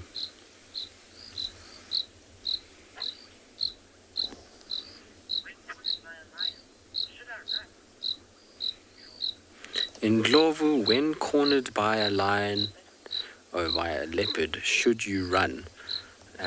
Firstly, I'm worried if you are being cornered by a leopard as to where you're hanging around, because leopards generally are in areas that you shouldn't just come across them. But if hypothetically you did come across a leopard randomly wherever you may be, it depends on a lot of things, but no, generally you shouldn't run. Running often triggers cats' chase response, and is the worst thing that you can do. Normally what you do with the leopard is if you come if you see it, is to try and not show that you've seen it. Try and just walk past as though it's not there. Often with the leopard, it'll just try and kind of hunker down and just watch you and let you kind of pass. If it's cornered though, you've got a very, very big problem. A leopard is not an animal you ever want to be cornered. They get pretty feisty pretty quickly when they feel like they've got nowhere to go, and you're going to have very little option to make it through. What I would kind of advise you then is to try and just increase the distance as slowly as possible. And if the cat is aggressive towards you, you're going to need to try and stand your ground and make a bit of a show of it. But I've yet to see many people come out of cornering a leopard looking very good. Most people that corner cats, particularly leopards, end up being severely injured. I actually had a story the other day from somebody that lives in East Africa, and they were telling me how there's 4 guys cornered a leopard, and only one of them walked out alive. The other 3 were all dead in a matter of a few seconds, and the 4th guy was very, very, very badly injured. So you've got to be careful with them, and if you're walking in a place where you think there's a leopard and it is a very tight spot and it feels like you could corner it, my advice to you is to not go anywhere near there, is to rather just back away and leave it, and the animal itself will move away. And even if it's in something like a house, just leave the doors open and move out of the way. It'll eventually come out. It's not going to want to stay in there. So don't corner a leopard if you can help it, is my advice to you, rather than actually trying to face down something. But if you come across one in the bush, it's a very different story. Most of the time they're going to try run away, or they're going to try and hide from you. If you spot it on foot, you just walk as though you haven't seen it, and they most times will just stay there. The only time you'll get a very aggressive response is if you've potentially stood too close to their kill, or they've got a cub and you've gotten somehow between that leopard and a cub. And if that's the case, then you've done a poor job, because when tracking cats, it's very important that you pay attention to the tracks that you're following. And if you see a cub track, you need to then start to be very, very aware of what you're doing. And normally it's often a sign that you're going to kind of pull back and not carry on with that footprint. So those are little kind of bits of pearls of wisdom, if you want to call it that. But the biggest one to take from that is don't corner one of these guys. They might look, even a cat like Tingana, he might look as though he's super relaxed. He's sitting here next to us in an open vehicle. But if we had to corner him, I can assure you that we would not have the strength to deal with what he could do to you. So best not to play that game at all. Now, funny, changing subject slightly, but also talking about endangering one's life. I was talking to you earlier about marulas, and with the wind, there was a big gust of wind, and poor Mpo in the back here got hit by one, and the bonnet also took a nice mighty blow. Here's the one culprit. It managed to bounce off the bonnet and into my glass of water. So this is the little culprit. Now, this is an unripe marula fruit. It's not one that is really fit for consumption yet. They go yellow when they fit, and it's still quite small. This one will be mostly just the seed inside, and won't be kind of very useful. When they are fully developed, they'll probably be not twice the size, but about 1.5 times the size of what you see here, and they'll take on a much more yellow coloration, and then they're perfect to be able to eat. When they start to go past yellow and then brown, that's when they're going a little bit too ripe, but then can be made into a beer or a jam or something like that. But yes, this was the culprit. Poor lucky didn't get it on the head, but he said he's fine. Didn't hurt too much, did it? No, he's shaking his head. Paul's got guns the size of a 50 cal, so we don't need to worry too much. He's a big, strong, strapping lad. So I'm pretty sure a little marula bouncing off his leg. I think the marula itself is probably more bruised than Mpo at this stage of the game. Tingana's definitely aware. He's kind of been looking a lot and staring into the same area, which is weird. So Anna, from the Sabi Sands, no, there was a plan at one point to potentially relocate leopards up into Malawi. But that was, I don't think they ever did any from the Sabi Sands. I never heard of any going across. Quite a few leopards from areas close to this, so particularly the escarpment close to Hoedspruit, there was a few there that went over to Malawi. So, it's there is most definitely some movement of leopards, but within the Sabi Sands, no. A lot of these cats are so well known that no one really wants their hard-earned relaxed leopards, because it takes time to relax these cats. It's not like a leopard is just born being like, I'm just going to sit on this termite mound and pose for all of you. It's learned behavior from its mother. And so when you invest a lot of time into tracking them, finding them, getting them to the point where they're habituated and viewable, getting rid of them out of an area is never that great. So no real movement from the Sabi Sands, but from other parts of Africa, yes, there is movement of leopards. That does happen from time to time.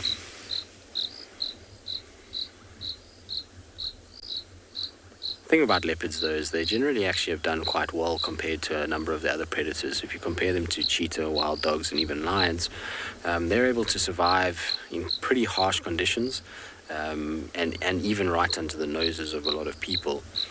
They somehow have this ability to, when they don't want to be seen, to remain undetected. And that means that, they have suffered far less persecution. It's not to say that they haven't been persecuted, because they have, but they've suffered far less than what, like I say, some of those other predators have, and are far less likely to be found by people. And so, the populations of leopards is probably bigger than all of the other cats, but in saying that, still decreasing due to habitat loss. And then obviously there's a cultural thing in some parts of the world where, leopard skins are used in traditional ceremonies and those kinds of things. And as populations expand, so the number of animals that are being used are ever mounting, which is always cause for concern. So yeah, leopards are also an animal that we need to take care of and make sure that we conserve, and that's why there's these movement projects every now and then. It's just to try and kind of keep populations in areas where they have been badly affected, kind of keep their populations running. The problem with them, though, is often if they're moved, they become ghosts. You really struggle to see them very much. They end up, being quite traumatized by the moving process and not very trusting of cars and people after that. You can imagine being shipped in a crate from South Africa to a foreign place where you have to figure out what's going on. It's not an easy way to do things, and they typically don't respond to relaxing as well as what lions or cheetah or wild dogs would.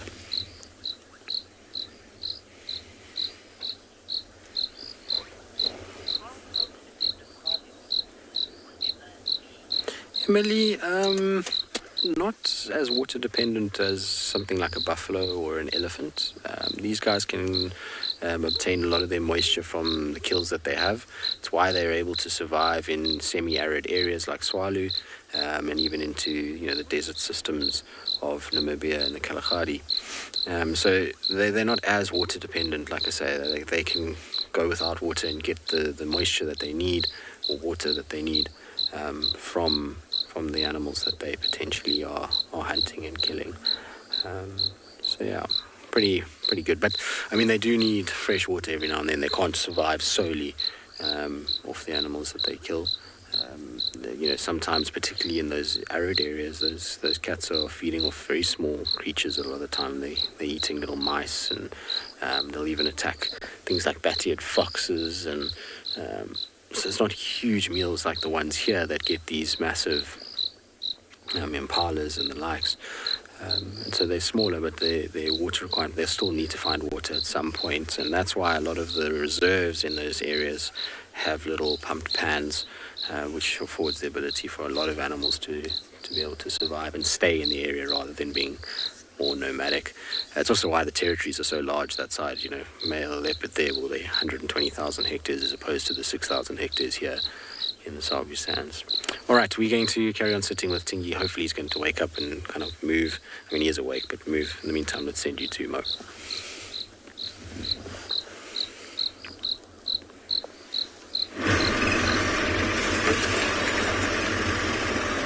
All right, guys, so yeah, we had a look at the Waterhole. Nothing coming through on that side, so we actually drove around the mountain to try and see if there's any lion tracks. coming out from the valley where we had the tracks going in yesterday, because if they didn't go to that waterhole, which we went to, and they did come out of the valley, they must have come out on this side. So we just want to make sure to see if there's something happening over there. As you can see, it's quite thick, so the grass is not making it easy for us. The grass seeds are quite hectic. I'm actually covered in grass seeds at the moment. With that being the case, it's making life all the more interesting.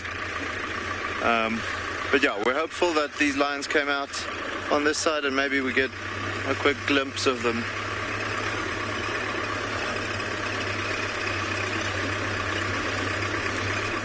Dave, yes, it will. It will go into a resting period. So the shoots that are out at the moment, once they've gone into full seed, which is basically now, they'll continue being alive until the first cold comes, when they go into their resting period. And as soon as the grasses go into the resting period, the existing shoots won't really die off, but it won't grow the next season. So it will have to be fed on or trampled, and then the plant itself will make new shoots as soon as the next rainy season starts. So yes, unfortunately, all of the grass that we have here currently will not continue growing throughout the winter or into spring this year. But that's just the cycle of the grass species, so it's not anything new to us. The animals also are used to that. There's some of the grasses which is quite good during winter time, that keeps their nutritional value quite well, and then there's some of the grasses that are not so great during winter time, but those grasses are typically very good during summer. So we have sour and sweet grass types. The sour grasses are typically very good, very nutritional during the growth period. So what that will mean is, sorry, I just want to check something quickly. What that means is the summertime feeding on it is exceptional. However, when it does become winter time, the nutritional value gets drawn back into the roots of the plant, and then you end up not having a very nutritious plant itself. With the sweeter grasses, they are good during summertime as well, but very good during winter. So when they go into their resting period, the nutritional value remains in the stems of the grass or in the shoots of the grass, and with that being the case, they are much better suited for wintertime grazing. Now guys, there's a way in the distance, I don't know if we'll be able to see it now anymore. Yeah, we will. Can you see the oryxes moving there? It's amazing how the sunlight just lights them up during this time of the day. We're gonna try and get them on the screen for you, just to the right. There's like white spots moving around, but this is now very far away, guys. That's the advantage of being out here, on a high point, having a little bit of a vantage point to be able to see this far. You can see something walking more than a kilometer away from you.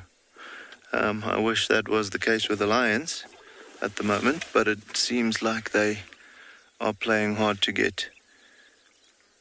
Stunning scene though, beautiful, beautiful. Always nice to have the sunset in the Kalahari. I mean, it's truly spectacular. And just hearing all the birds starting to vocalize one last time to be able to get to that evening period, now that it's cooling down, they all give one last call because the sound travels further. But yeah, guys, we're going to quickly just see if we can pick up on these tracks for the lions. For the meantime, we're going to send you over to Tristan with his leopard, okay?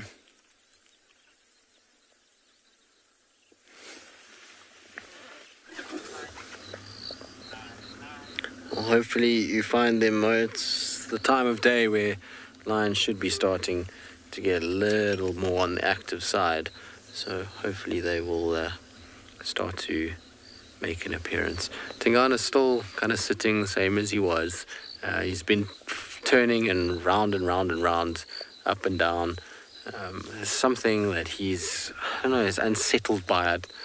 Kind of keeps staring. He turns and then he keeps turning back and then staring in the exact same spot. So I don't know if maybe something has been moving around that's making him feel a little bit anxious. But anyway, we'll just have to see how it goes. Been a beautiful afternoon with him, though. It's been so special just to spend quality time with him, and we had nice light on him at one point, and just a nice termite mound that he managed to choose for us, which is good. And he's at least been fairly awake. Often with Tingana, when he's in full sausage mode, he can be kind of out cold like he was this morning, where he just lies in the grass and you don't get too much from him. But today he's been nice. His head's been up a lot of the time, looking around, very aware of surroundings, and has made for a pretty impressive sight for most of the afternoon. It's amazing the difference, though. I'm just looking at the picture from the camera. I'm so much lower. I've got a complete silhouette of him sitting on top of the mound, which is rather pretty, I must be honest. Unfortunately, I can't really get the camera any lower than that. The terrain doesn't allow for it. But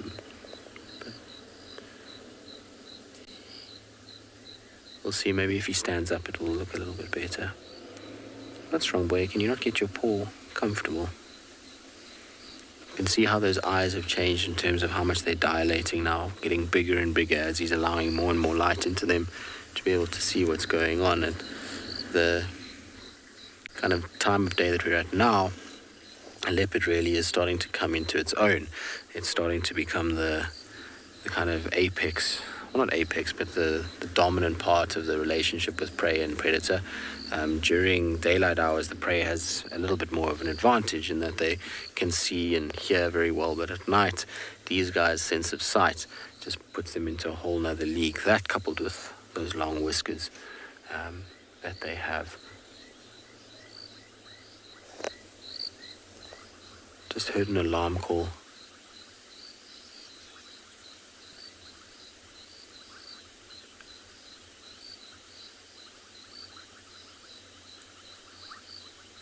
Sounded like a Ngala or a kudu barking. Exactly in the direction he's staring at. Haven't heard it again. Leopards will just go under a bush most of the time and just sit there and look very miserable about life when it starts to rain. You'll find that if they're sitting like this and all of a sudden it starts to storm, they just run to the nearest thick covered bush, get in underneath there, and then they just sit and wait.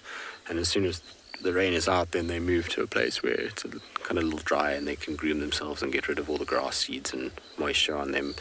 Unfortunately, that's just the way life is. Lions are the exact same, and cheetah. None of them really enjoy it, so they will try their hardest to find some sort of shelter, like a tree. And normally small bushes that are very, very foliated, so things like roundleaf teaks, small bush willows, those really work very, very well in this area for a leopard to get in underneath. They typically are able to stay relatively dry in comparison to being out in the open in these pounding storms. And the other day it was amazing. We were talking about the storm and the lightning and that it was getting closer and closer. And Steve and I drove into the garages and parked the cars. And as Steve turned off his engine, it was like somebody opened a shower tap and it just came hammering down. It was the most perfect timing for the end of our game drive. Couldn't have been better. But in weather like that is exactly what would have happened. A lot of the cats would have been caught unawares because all of a sudden it just would have, dropped. Although they're very perceptive to it. They would have heard it coming and they start moving and getting themselves into a place where they're feeling a little bit more comfortable. Can you see the clouds in the background are actually moving quite fast? It's pretty cool to watch how quickly the clouds are drifting past the back of his head. Actually going to just sit quietly for a little bit and let you guys enjoy the sounds of the night, because there's quite a few insects and frogs calling as well.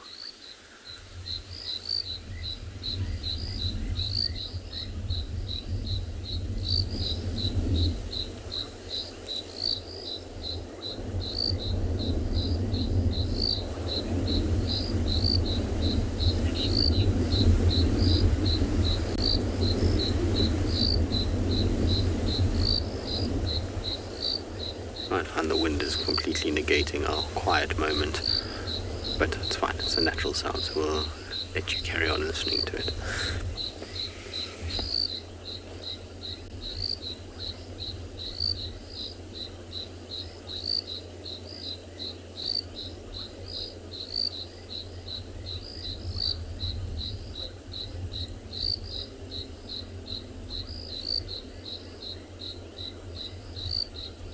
This would be the most opportune time for him just to let out a rasping saw, wouldn't it?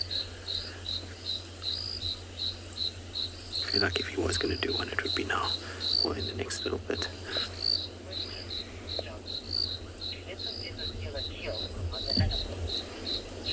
Jabu all the time. Leopards are known to be thieves. They will steal from cheetah regularly, wild dogs, sometimes even from hyenas, and of course they steal from each other a lot.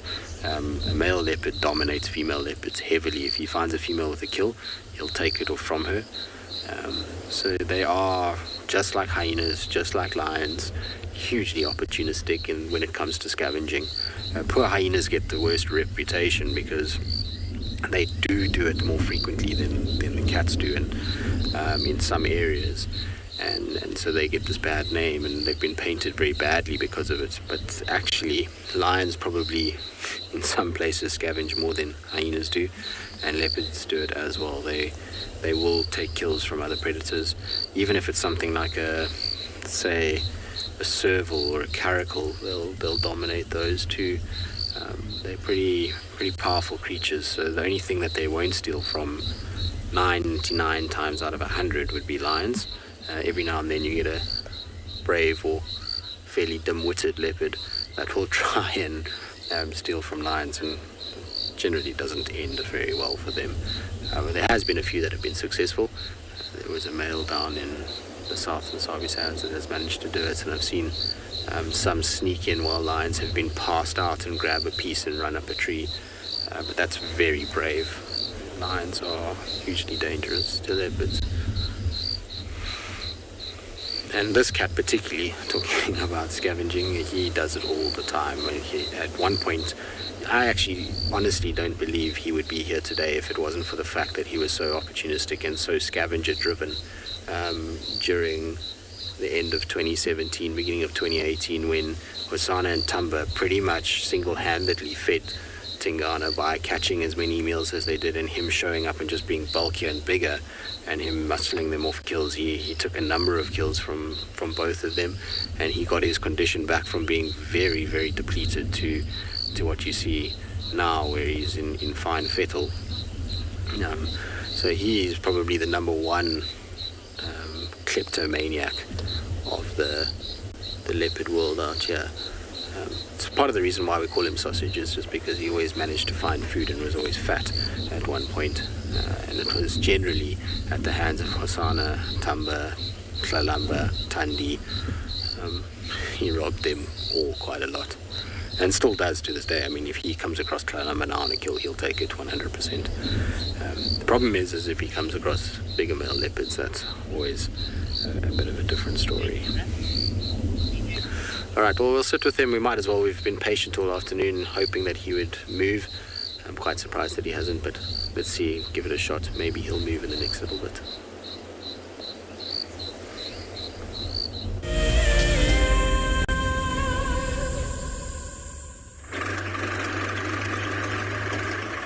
Alrighty, guys, so we've literally just cut through the valley to the other side of the mountain.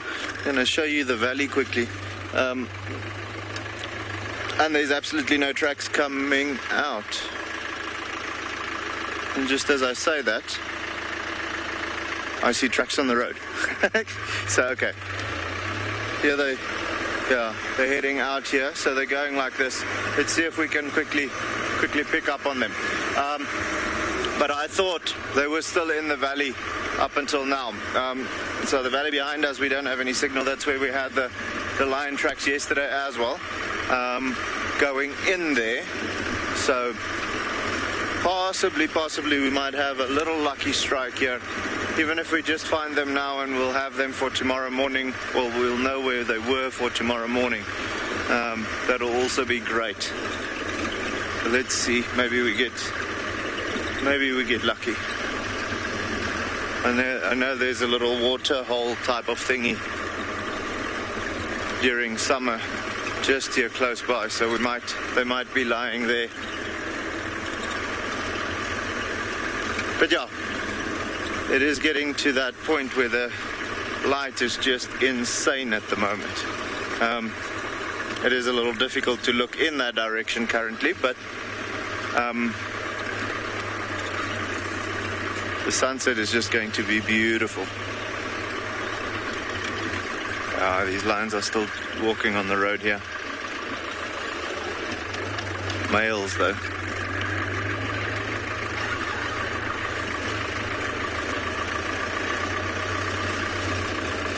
So yeah, guys, we'll quickly have a look and see if we can come right. If we.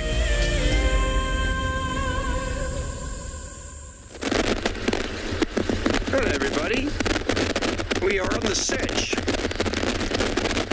We have got the spotlight on and have been searching for some time, but the vegetation is incredibly dense. There's been a few scrub hairs that have popped out for a moment and then disappeared again. But other than that, it's been pretty quiet, but a wonderful evening nonetheless. There is wind picking up, and it feels like some more weather on the horizon. I don't think we need more rain. The grass is definitely at a height I don't think I've seen it before. The middle maniki, those of you from South Africa know what that means, but middle maniki is the little two-track line in the middle of the road. Not so much on this road, but on many of the roads we've been on today, it's the seeds are hitting the eyes. Marcel's been having allergies all morning because of the seeds. So it's a wonderful time of year if you're a seed eater or a nest builder in the form of weavers, or if you're trying to hide.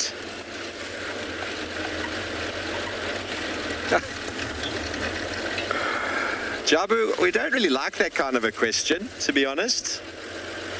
We don't. If you're getting attacked by wild animals, you're doing something wrong. So ethical guides shouldn't be getting attacked by animals at all. If you shouldn't be pushing buttons, you should be respecting animal space. And if a guy says I've been attacked 3 or 4 times by an animal, well then clearly something wrong with that person's potential guiding ability. So we need to be able to read the signs. Obviously, situations do come up every now and again, but it shouldn't be something that happens very often. Vehicle-based guiding, you should be able to read the signs of animals and then have your safety net, your ability to move away before anything like that happens. You've got to ask yourself, why exactly was that animal being aggressive? Because animals aren't aggressive in nature, they are defending themselves. So someone has defended themselves, or why did someone become aggressive with me? Because I overstepped myself, or I pushed some boundaries or buttons, and then all that animal is doing essentially is defending itself, and we take that as being aggression. But essentially many animals are extremely fearful of man, and if you understand that and give the animals plenty of space, you shouldn't have any negative reactions. And if you do in the beginning, you should learn from those mistakes and ideally not do them again. Okay, so we're just on the edge of quarantine here, seeing if we can maybe get ourselves a last-minute leopard, because that is something that does happen very regularly. Hashtag last-minute leopard. It might happen. We were sitting doing the fireside chat just over there last night, and a leopard walked down this road, calling. We don't know who it was, to be honest. Could have been Tingana.